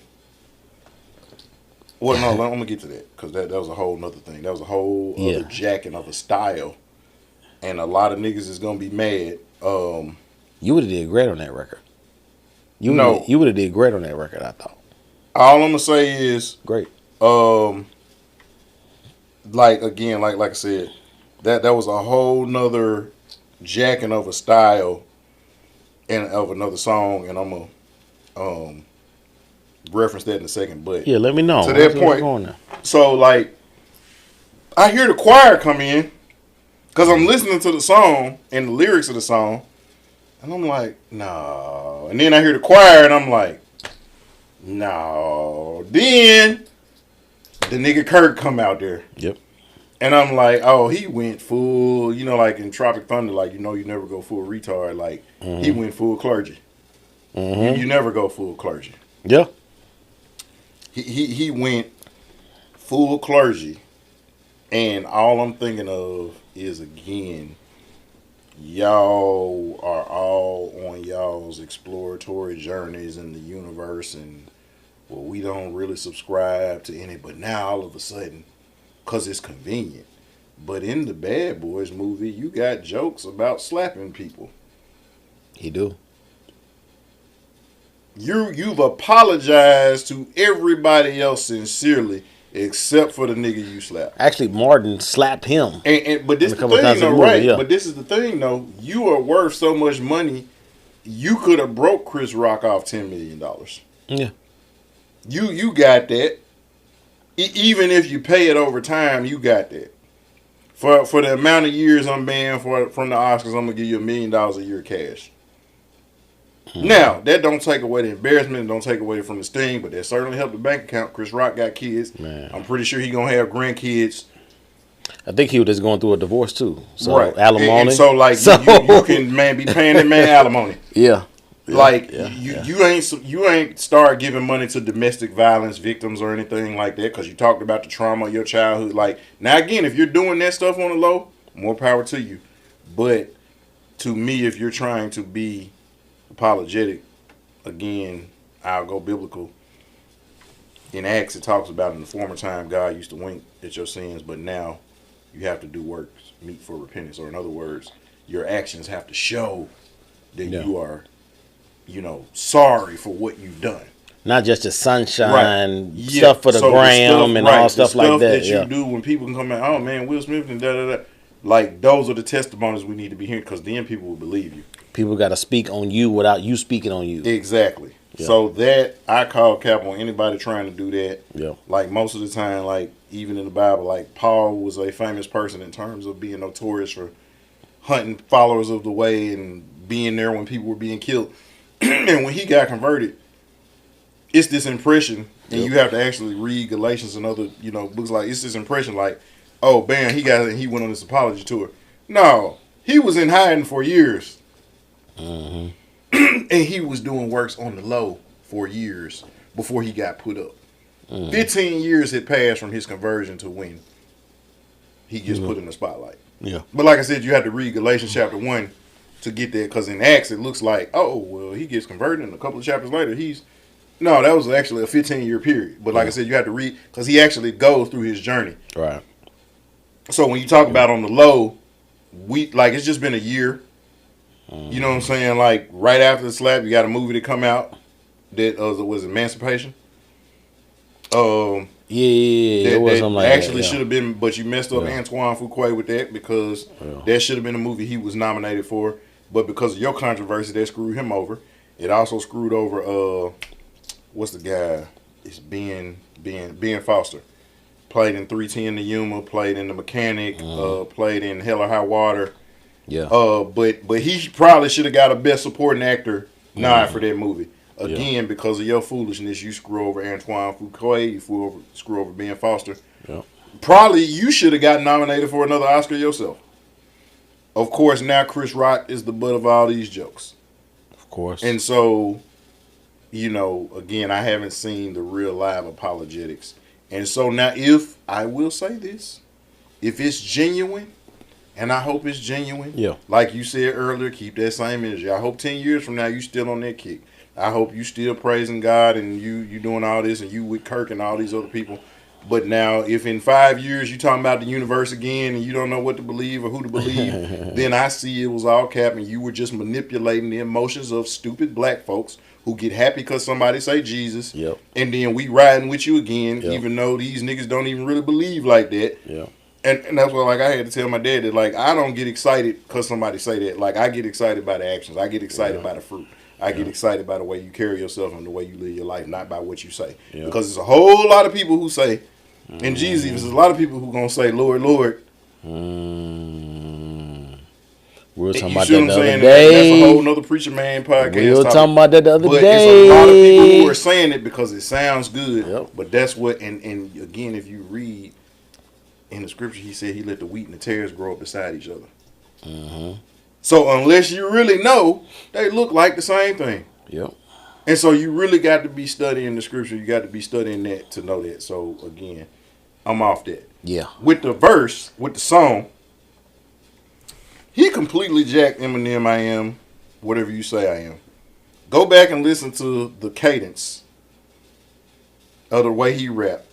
Yeah, I gotta go back and listen to I it sit now. back with this pack of zigzags and this bag of this weed, and it gives me this needed to be the most meanest MC on this earth, and since birth I've been cursed. So that's the way his cadence was. Yeah. So when I'm listening, now keep in mind I had to go look up the I gotta lyrics go of the back song. and listen now. Yeah, I had to go back and look up the lyrics to this song that came out in 2005. Mm-hmm. And of course, again, you got to remember he had beef with Eminem because Eminem had a line where he said, Will Smith don't got a curse on his album to sell records. Well, I do, so fuck him and fuck you too. They had issues because of that. But then you go, and on his performance on the song, like his cadence is the same cadence from a song that almost came out 20 years ago, but most people don't remember it because that was almost 20 years ago. That was 2005. Yeah. And I want to say the single came out in 2004, so it may even be 20 years ago now at this point. And when he started rapping, and that's why I said the song was whack, because I'm listening to it, and you jacked the whole cadence. I gotta go back and listen now. Of the song. Like, it's not even like a line. The whole song, you're rapping like I Am by Eminem. Yeah, that's crazy. I had the lyrics. And so now, again, I could tell he wrote it, because it sounded like he ain't wrote a verse in, 30 years. So it sounded like he wrote it. The whole cadence is Eminem, I am whatever you say I am. That's crazy. Yeah. Yeah. No. I said no. That wasn't Summertime Will. Summertime Will was flowing. Yeah. But now again, it's been speculated it's been speculated that either Nas or Rakim wrote that. What, Summertime? Yeah. Interesting. Okay. I mean, again, I came back and then it's been speculated that Nas wrote a lot on it when he had that rap album when Men in Black came out. And I want to say Big Willie Style. That was It was after Fresh Prince. It was after Independence Day, but it was that album that came out like in the late 90s. And he had Getting Jiggy With It and all them other songs. So you're not talking about Wild Wild West? I don't know if that song was on that album. Miami? Big Willie Style. Miami? He had Big Willie Style and he had Millennium. But I want to say Big Willie Style came out first. But Big Willie Style had that Getting Jiggy With It. Like that was the song. And then I want to say like it was around that era, Men in Black, Wild Wild with like 98, 99, that era. The Miami. Where he was rapping Miami. But it was said that Nas was one of the main ghostwriters on that. So like Will ain't rap since Summertime. I can see that. Will ain't rap since his parents just don't understand in Summertime. And then, like I said again, it's been speculated it was either Nas or Rakim that wrote Summertime. I can see that because Summertime is still a jam. But that's what I'm saying. Like the way he was flowing on that joint. So now again, you go from that to rapping like you rapping on that song. But like I said, when I'm listening to the cadence of da da da da da da da da da da. Again, and this is stuff, and this is why I said a lot of these niggas, I be rapping like you have no idea what iambic pentameter is. Because that has to do, it's like the metronome, that, like the flow. Yeah, I know what you're talking about. Y'all have no fucking idea what that is. Yeah. You just put some words together, nigga. Dr. Seuss could rhyme. Yeah. Nigga, Weird Al Yankovic is a better rapper than a lot of you niggas out there. Go back and listen to any of his, he got a song, instead of Hot in Here, called Rotten Here, where he was doing, where he's talking about trash in the house, but he was rapping, and he completely rapped like Nelly. Yeah. The whole song. Yeah. His song better than Nelly's song. Oh, he made some cold remakes. You know what I'm saying? And I want to say he had a song where with Eminem. He did something with Eminem. Song. Marshall Mathers? Was it Lose Yourself? Yeah, that was the Lose Yourself song. Yeah, okay. Yeah, he was talking about losing yourself in the TV shows. Yeah. You know what I'm saying? He was talking about the different TV shows. Like, Weird Al is a better rapper than a lot of you niggas. But a lot of you niggas think just because you believe what the fuck you saying, that you're a good MC or a good rapper. Yeah. You're not. Yeah. Because you don't put any artwork into it. It's just like a hooper. If all you could do is dunk, you're not a good basketball player. If all you could do is shoot threes and that's it, you're not a good basketball player. Yeah. If all I could do is catch, but I don't know how to run a route, I am not a good football player. It's crazy you say that because we kind of talked offline about. I don't know. Now, it's kind of funny you bring that up now because, moving on to the next, we're going to pop out and show niggas. You know what I'm saying? Like, with the whole Kendrick, you know what I'm saying? The whole concert he had. This was probably Juneteenth. It was on Juneteenth. So this is probably about a week and a half ago. And Kendrick, like, and this is just me, like from Memphis. Obviously got family in L.A., family, from Compton and stuff. Yeah, because You know what you I'm was saying? telling me, because Yeah, some of your folks knew some of my folks. yeah. And so that whole concert, dog. I don't want to say the whole one because I really saw his set and maybe a couple or two before his, but that his whole set, dog. And I know you can appreciate this because you're an MC because he started off with Euphoria, right? Yeah. And he sounded like he was on the record. Like the breath control of him just because if you listen to Euphoria, like it's three different styles, like two, it's crazy. And he sounded just like he was in the studio, dog. Yeah. And just, looking at the interest, like the context of it, like, and if you look at every song that he played on that, it was still a message to Drake. He did Euphoria. He did Element. He did, 616, in LA. Like, I just thought it was a masterpiece, dog. And, obviously the Not Like Us and having people walk on the stage with Russell Westbrook and DeMar DeRozan. Your boy Braun was in the crowd. You know what I'm saying? They said there was a meme on social media that said Savannah said, "Nah, man, don't go on stage. Like, you know what I'm saying? That's gonna be too much publicity." Yeah. Oh no, when LeBron retired, LeBron gonna be my boy again when he retired. Oh yeah, when he retired, I can see me, kind of getting back in the fold 100%. You know what I mean? But right now it's a little different. But yeah, man, Kendrick. It's hard for me even to put into words like his not only his penmanship, but his performance, his cadence. Like he almost seems not human as far as performance wise, because how he was performing and saying all the words like he was doing. Like I said, you could speak more to that because you're the MC, but like it's hard to sound on stage performing like you do when we listening to it on the radio. And he performed it like not like us, at least 4 or 5 times. And did no, actually it was 6. The sixth time was just the instrumental when everybody going off stage. And so 6 times for the 6th God. You know what I'm saying? Like it's just, strategic, like all that stuff when you look at it, right? Over most of you niggas' heads. Yeah, you know what I'm saying? Like stuff like that. It was magical. Even from, I talked to Mike Scott, you know what I'm saying? 'Cause I don't know if he actually went to the concert, but, he was out there. He was just like, the energy is what you see. You know what I'm saying? It's just like that. He said Drake actually sold his house in Calabasas a month or two ago, a month or a couple weeks ago, kind of doing the beef. You know what I'm saying? He sold the house that he had out there. He was like, I don't know if he could ever come back and live in LA like that.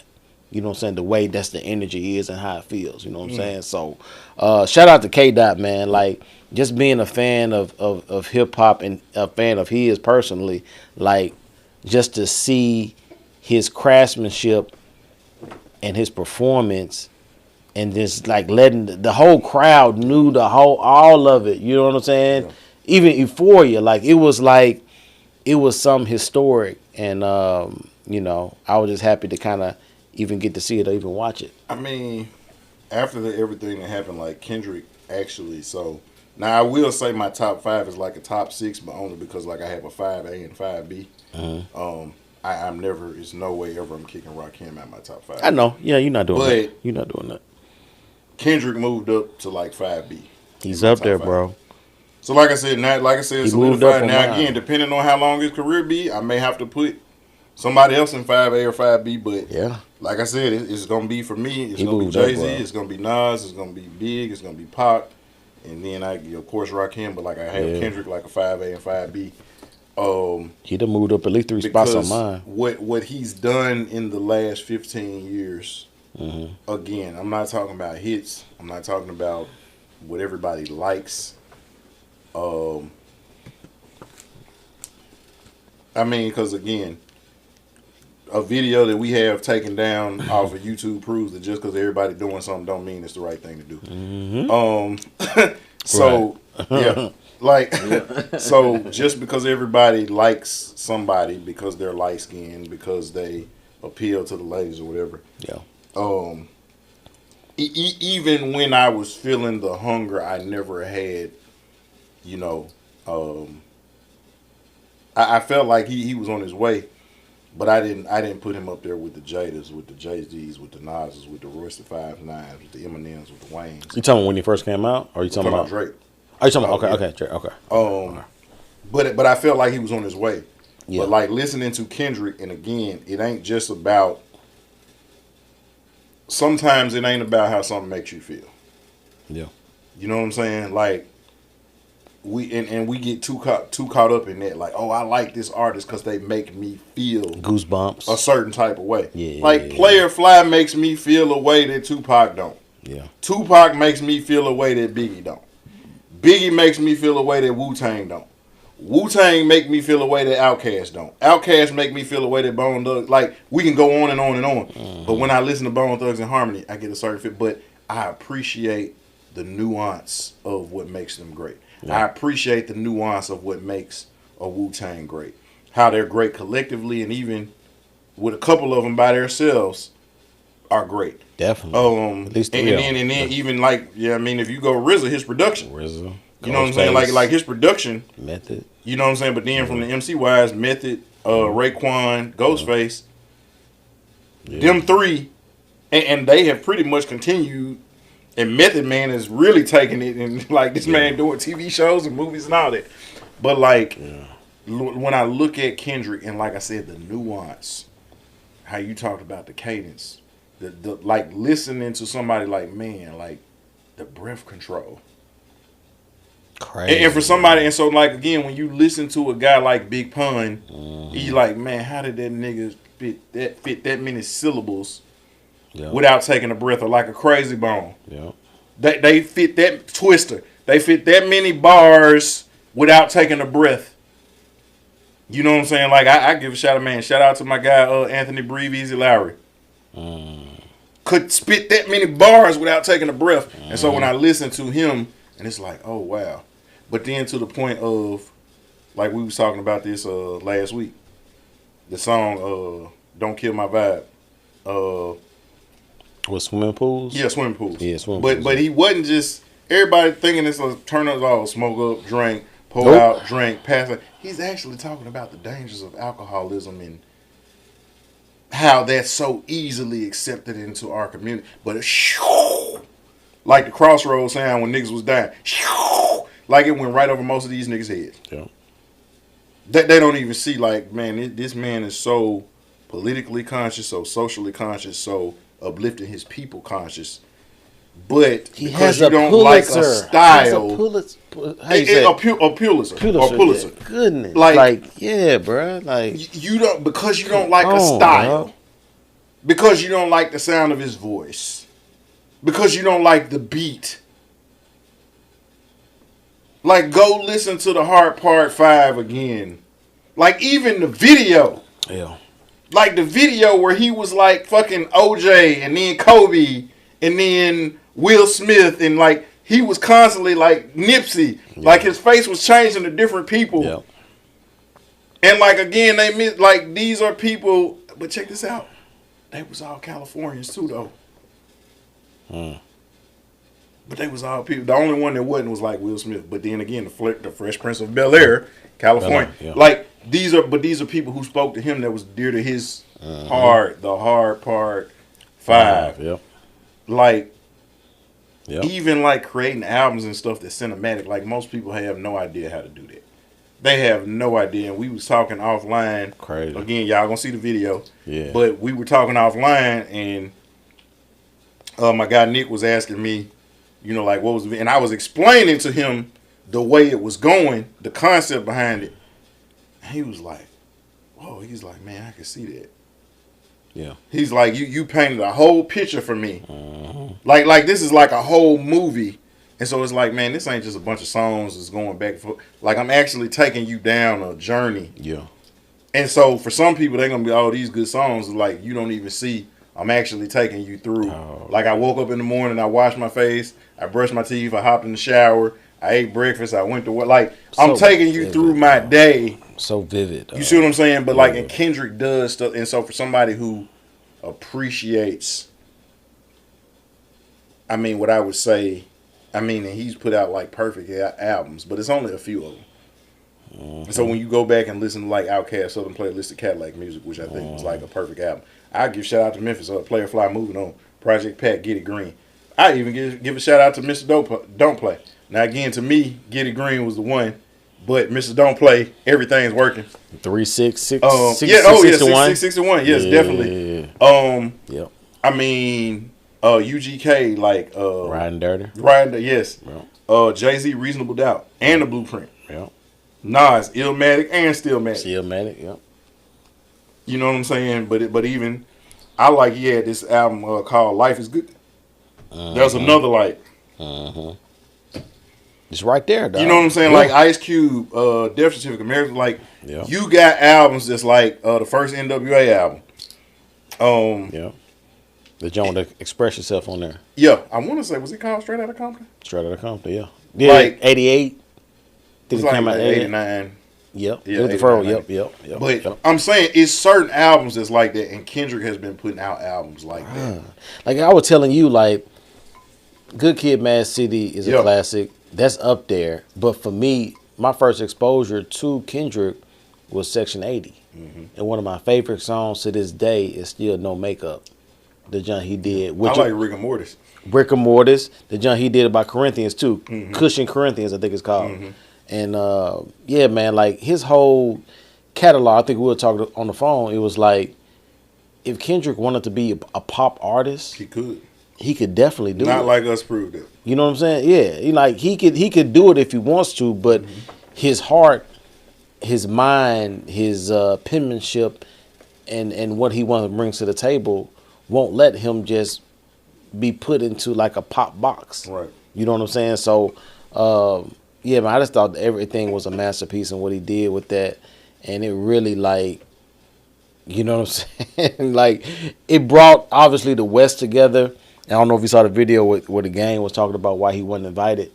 You know what I'm saying? Like clearly we kind of see why, because he kind of leaned toward the Drake camp. You know what I'm saying? So like if you ain't with me, you against me. Yeah. So you know it is what it is on that. But yeah, shout out to Kendrick, man. Like, and I know you as an MC can appreciate even more like his whole aura and how he just came out. And I was listening to Charlemagne, I think on with Andrew Schultz on his podcast, and he said something like. Podcast. What's it called? Brilliant Idiots. Brilliant Idiots, okay. Shout Brilliant Idiots, yeah. And he said that, and I didn't even notice until I just thought about it. He was like, even after all the stuff he did performing, he said, we didn't even see Kendrick take a swig of water while he was doing all this for an hour and a half, 2.5, 2 hours. It's like, that's crazy, bro. Man, what you said. You know what I'm saying? Like, and you can speak to that from actually performing.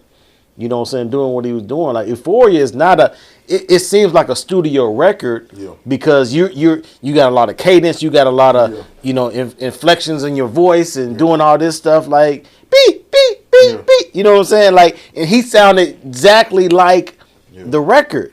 Like that's no, I mean, and you know, one of my things. A lot of people don't know this because again, I like to imbibe. I love my libations. I love the good adult beverage, but when I'm performing, like I don't drink anything until after I'm done. And so, but when people were seeing me, and you had we had Cashmere and Sir in here, and they were talking about me performing, like people was like, "Oh, you got your juice, your do it fluid, you be lit." Like, no, I don't drink till I get done. Yeah, I take what I do so seriously, and I'm such a self-critic. I don't want anything, like I don't want to be able to blame if I trip, if I forget a verse, if I stumble over a word. I don't want to be able to blame that on anything. Yeah. So now for me, I can pour up when I've done a good job, when I'm celebrating, when it's over. And it's like, hey, toast to me. Cheers. But when I'm up, no. So like when people are like, man, you be turned. Like, no, that's just me. That's because I believe in what I'm doing so much. But to your point about him not taking a drink at all. Crazy, bro. Like, the ability to, because again, the most I'll do is take a swig, but I know what it's like when you do 3 or 4 back to back and you get kind of hoarse, your voice is going and you dry, want to take probably. some right. Yeah. You take a hit of that water or whatever, some Gatorade or something. You know, because you're sweating, get you some electrolytes in you. But to be able to do that for that amount of time without taking a drink break, a beverage break, says something to how much you put into. And I'm gonna keep it a buck. Like all you heavy smokers out there, whether cigarettes, weed, cigars, whatever, you're not gonna be able to do that. But like it is what it is, because it does something to your. Yeah. You know what I'm saying? Like your breath control and everything like that. Like you're not gonna be able to do that. So if you want to perform at the level of a great, you got to move differently. You know what I'm saying? If you don't, like again, like we talked about Kobe earlier, you can't be Kobe and you don't practice like Kobe. Yeah. You can't be Mike and you don't practice like Mike. Yeah. You can't be LeBron and you don't take care of your body like LeBron. You're not gonna be Kendrick if you don't do what Kendrick is doing. You know what I'm saying? You want to win Pulitzers, you want to have 5 mic albums, you want to be critically acclaimed and commercially successful. Yeah.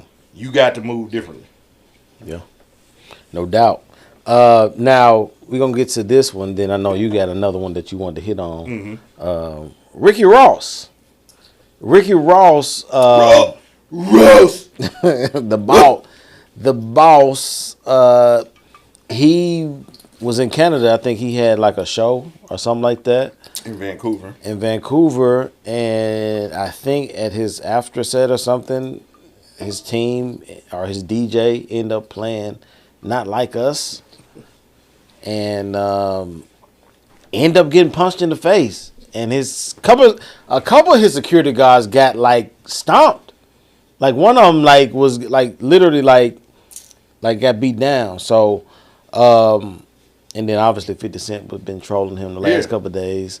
Bobby Smurder's one was funny too. So it's like I'm trying to think even what I wanted to even say about Rick Ross on this. Like a lot of people are, talking about he's not as tough as he's claiming to be because, I mean, just think, okay, put myself in his place, okay? These are his security guards, right? I don't know. I'm assuming they're not his homies. You know what I'm saying? Like, if your security guard is getting beat down or stomped on, would you jump in while your security guards are kind of getting beat down? Because it was like his stuff was getting beat down and he went further and further back. Right. You know what I'm saying? He didn't kind of like even act like he was trying to step in there. And I thought about it, I was like, I don't know. Like, I don't know if I would necessarily did that, but how did that look to you though? And how it got presented and how it looked as far as him kind of moving back? Because he was in the fray at first. I would say the only drawback with being in the position that he's in is that anytime you make a move, and we see this now, good, bad, and different, when you the person with the bag, you the person that's going to get sued. Pretty much. So unless they're directly putting hands on him, yeah. Because now the good thing is everything is being recorded and filmed. So like if somebody put hands on him, then he can, you now at that point you free game. Yeah. You touch me, but if it's somebody else and they're paid to protect you and then you jump in, unless you say like well, somebody had a gun or I fell for their life or something like that, now you're in a position where you can get sued. Like knowing that you're going, all of Toronto is riding for Drake. That's real. So if you got the money that you say you got, you know what I'm saying? Like you need to be going just with security. Yeah. Your security need to be about 20 deep. Yeah, you need at least have 10, 15. You know what I'm saying? And then on top of your entourage. Yeah. Now, like, fortunately for me, I will say, and you've met, like a lot of, like, when you came to Stogie's, like, you met some guys. All those dudes, military. You know what I'm saying? Like, most of my guys, like, outside of, and you work on the military base yourself. Yeah. But, like, most of my homeboys, like, I got a few just, straight up, solid dudes. Yeah. But for the most part, the rest of these guys military. Yeah. Like, they move on they got a whole different set of PTSD that the rest of you niggas don't know about. It's different. They are built different. Yeah. We ride for each other differently. we react differently. I remember there was a time we was out of town. It was some guy. When I say Africans, like that was from Africa. Yeah. And so we go into a spot, and like again, we're moving differently because we from Memphis, and these Africans are like looking up because like we didn't got all the attention coming in. Yeah. And so like they just mean mugging us from the floor because like the chicks that was down there came up in our booth and everything. So me and Gip, like we walk right through the middle of them. Like what? What y'all gonna do? Yeah. And all they did was look, and we walked straight through the middle of their section. Yeah. And we just looking like what?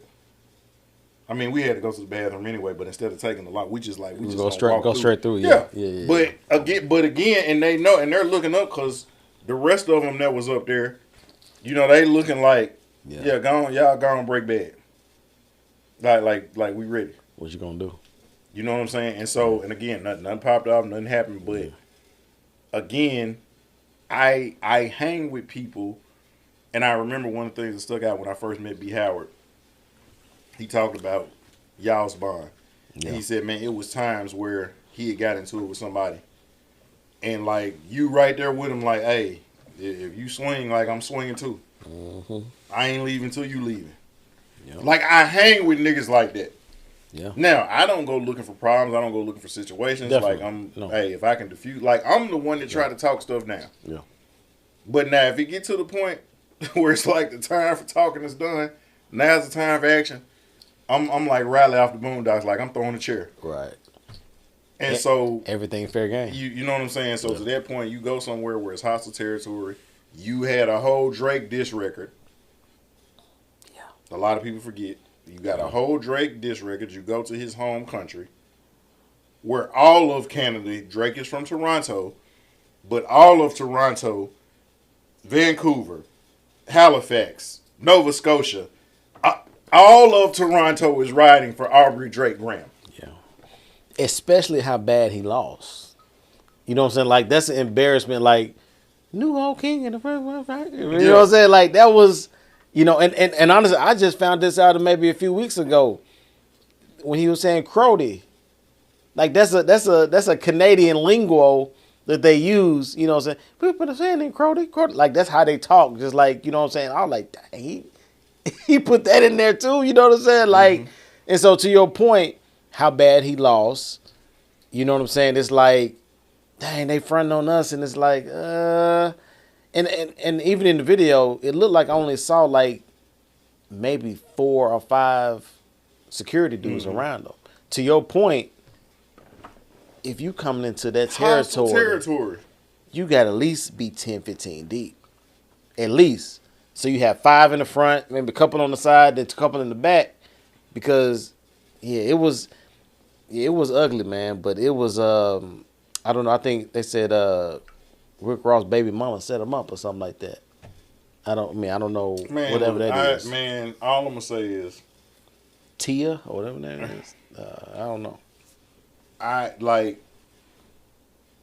Number one, if we ever get to the status where we got to roll with a bunch of security, like, I'm not finna have a bunch of, like, now again, my regular homeboys are trained killers. Yeah. Yeah. Okay? Yeah. But I'm gonna also have trained killers as my security. Like, these niggas is gonna be like, we don't argue with nobody, we don't negotiate with terrorists. Yep. Like, we are strictly about resolving issues as quickly and as quietly as possible. So that means somebody got to get, you know what I'm saying, put up in the sleeper hold. Oh, good night. You put the eyes down. Right. Good night. Yeah. Like, if that's what we got to do, that's what it is. Like, I don't understand why. Like, nigga, if I'm to that level, nigga, I got John Wick. I got the dad from Taken. I got the Equalizer. Right. And the Creasy from Man on Fire. I got 2 Denzels, nigga. Creasy? Yes. I got the Accountant, that movie that Ben Affleck played in where he was like the accountant. Nigga, I got the dude from Better Call Saul. I got Nobody. Yeah. Like nigga, I got the A-Team. Yeah. Nigga, I'm rolling with everybody. Goons. Nigga, I got Jason Bourne. Yeah. Tom Cruise from Mission Impossible. Yeah. All the Fast Five crew. I'm bringing all. You know what I'm saying? Like nigga, I'm getting, because it's not gonna be everybody's coming back home safely.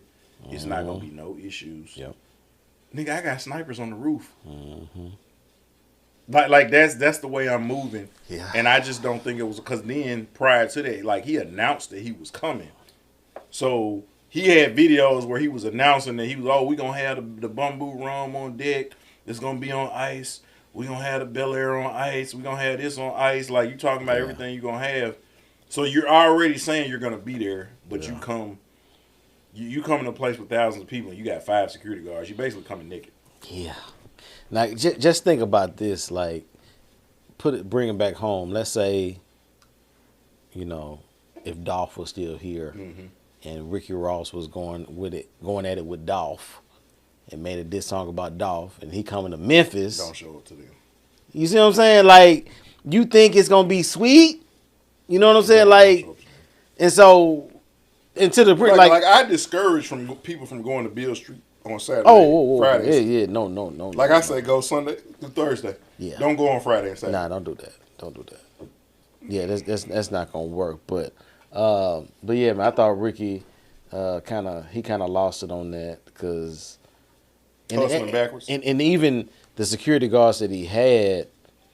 They didn't really look like security guards. Man, this is one of the dudes got in the fight stance you know, like the screen on Street Fighter when you select your fighter and you bouncing back of it, like that's what he looked like. I'm like, yeah. He looked like a hood dude that he just like, come on.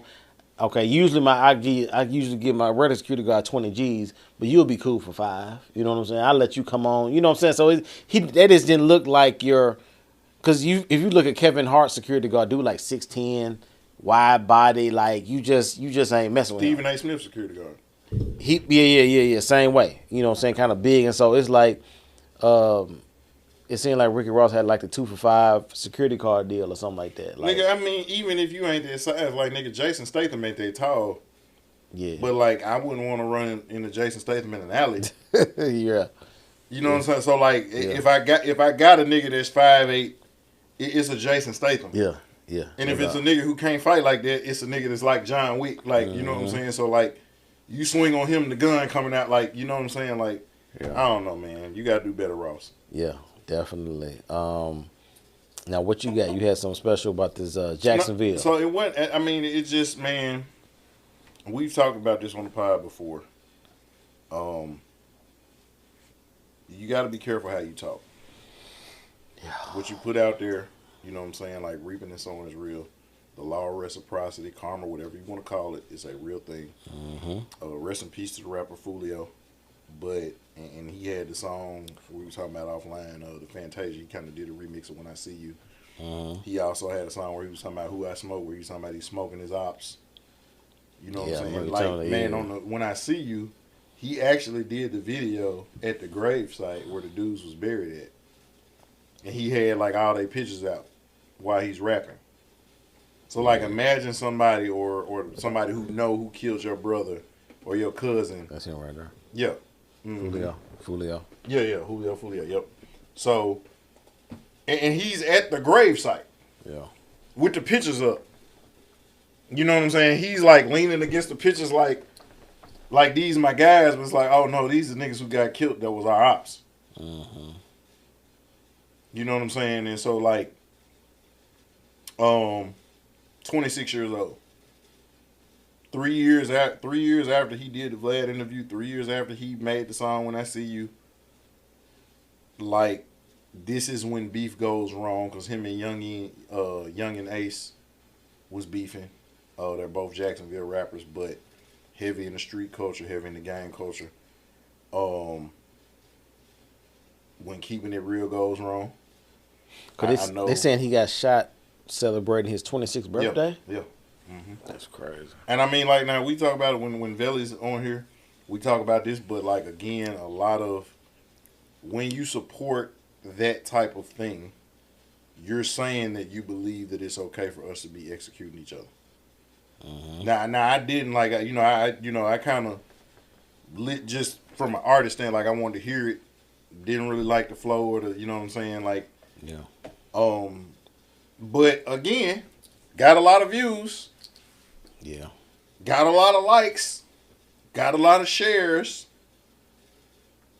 But now when somebody dies, it's so sad. It's so tragic. Mm-hmm. And you know, like, I just think that we've got to do better as parents. We got to do better as black people. We got to do better as a culture. We cannot, like, this can't be okay.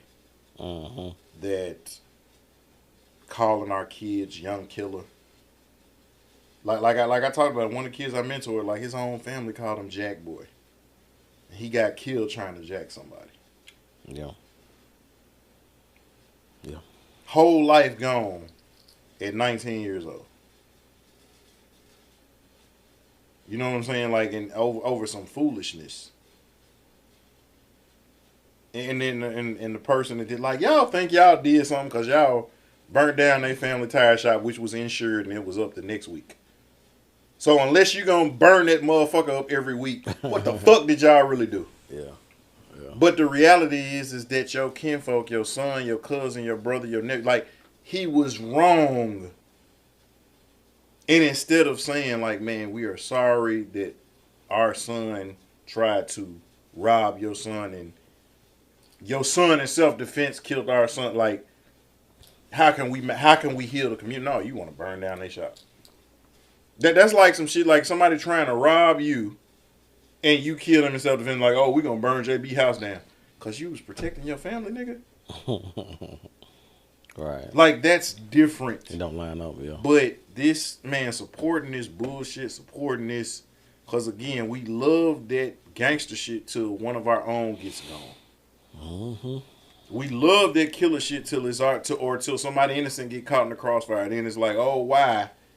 But you didn't say why when you was sharing it, when you was reposting it, when you was retweeting it, when you was re-Facebooking or re-Instagram or re-Snapchatting it, Yeah. or re-TikToking it. Yeah. We have got to do better. Like I said, I'm always one that's trying to talk down a situation. Like, let's work it out. Now, again, I'm all for self-defense. And I just said a few minutes ago, somebody got a problem with me, I'm not running. Mm-hmm. Like we walk through the middle, like, but again, it's like, okay, if you're going to address me, I'm gonna address you.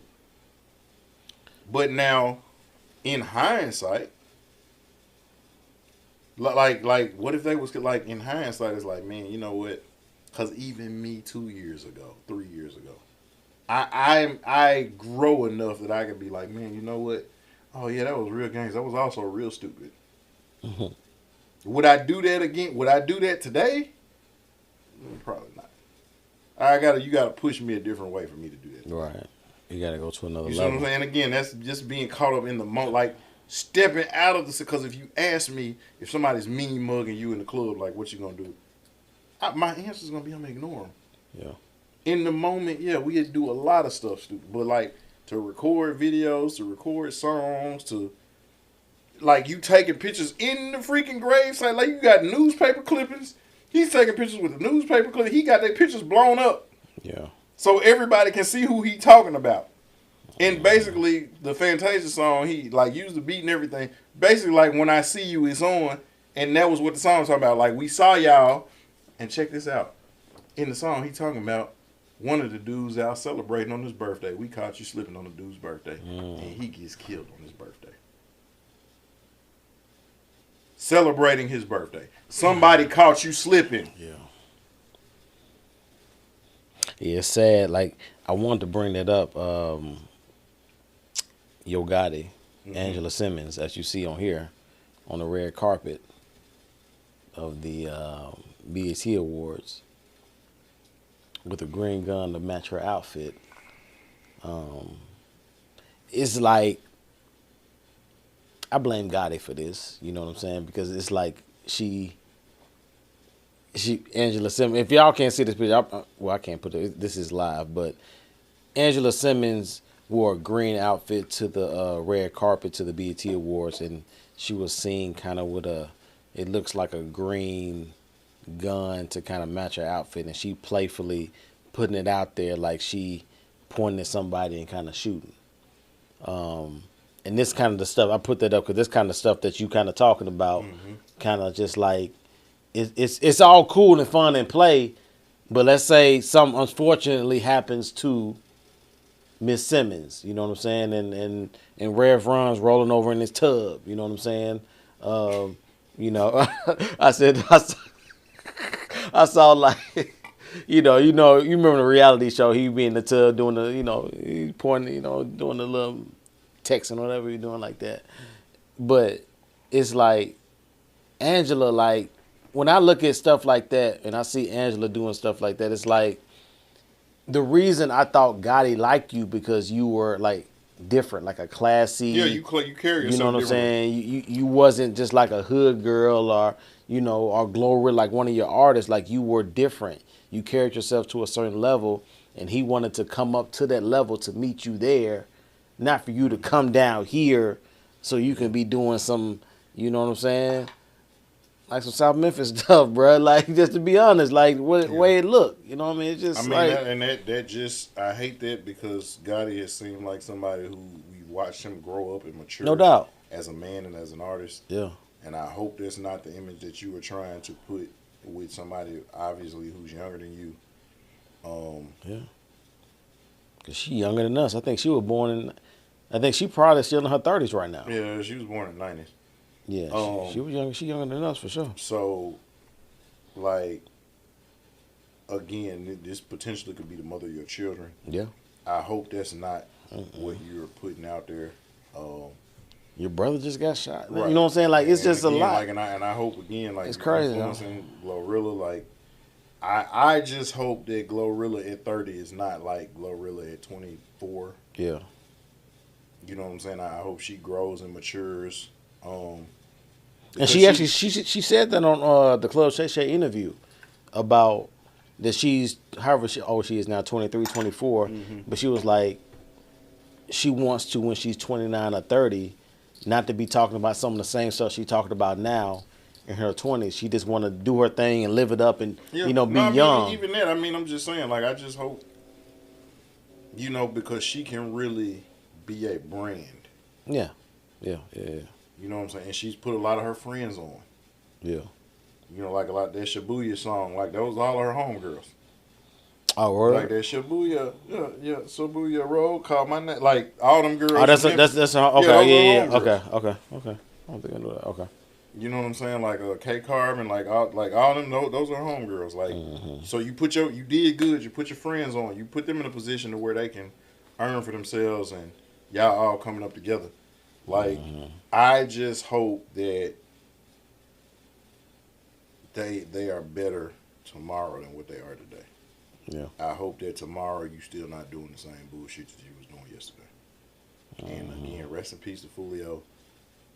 It's crazy, I bro. hope that it's my prayers go out to the families in Florida, Jacksonville. He was killed, I believe, in Tampa. I mean, he didn't even look 26. You know what I'm saying? He showed like he looked like he about 19. He looked like he a teenager. But like, he looked like a teenager. And again, celebrating his birthday. But again, go back and listen to the "When I See You" song. He was talking about catching one of the guys slipping, celebrating on his birthday. And so the irony is that you're talking about smoking one of your ops on their birthday and you get killed on your birthday. That's crazy. You know what I'm saying? And so we got to do better. Like I said, I don't really listen to. It's one thing, like you listen to guys like Bone Thugs and Harmony, especially on the Creeping on the Come Up, East 1999, Art of War. But it's just random in general. Yeah. I'm not talking about a specific person. I'm not talking about going to somebody specific. I'm warring with this one person specific. I'm just random. Yeah. Music, songs, whatever. It could be anybody. Like, you're specifically calling out people. And that, like again, prayers go out to his family, man. I hate to see any life cut short, especially, young black man.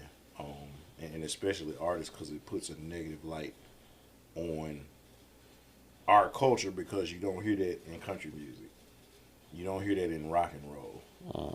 You know what I'm saying? Like, you don't hear that in swing music. When, like, Frank Sinatra actually rolled with the mafia. He actually was associated with mob people. You didn't hear about no other artists. Yeah. You know what I'm saying? Sleeping with the fishes, or, you know what I'm saying? They found a swing artist from back then tied to a cinder block. Yeah. And it's just us, man. And so, like I said, prayers go out to his family, and we got to do better as a people. No doubt, man. Got to do it, man.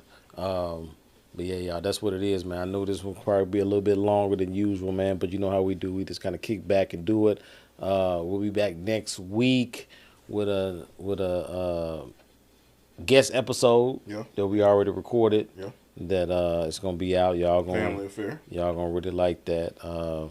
He brought up. We had her husband Killer Nick. Oh You know yeah, what no I'm saying? man, I missed it. Yeah, the way Yeah, Nick Killer was dressed, Nick. man, I thought Nick was a whole gang member, man. Yeah, Like, yeah. He looked just like Mike. Yeah, no, that's Mike what I'm Scott, saying. Mike. Hey, man, I wish we would have had him on camera, man, because Mike Scott, you sound like. Dude, like a back. I was like, Mike, I didn't know you had a brother, nigga. Like, I thought that was, Bruh. and they not any type of kin or nothing. No, so yeah. But y'all, until next time, y'all continue with that executive mindset. Most definitely keep it presidential. Salute. Arrivederci. Bow.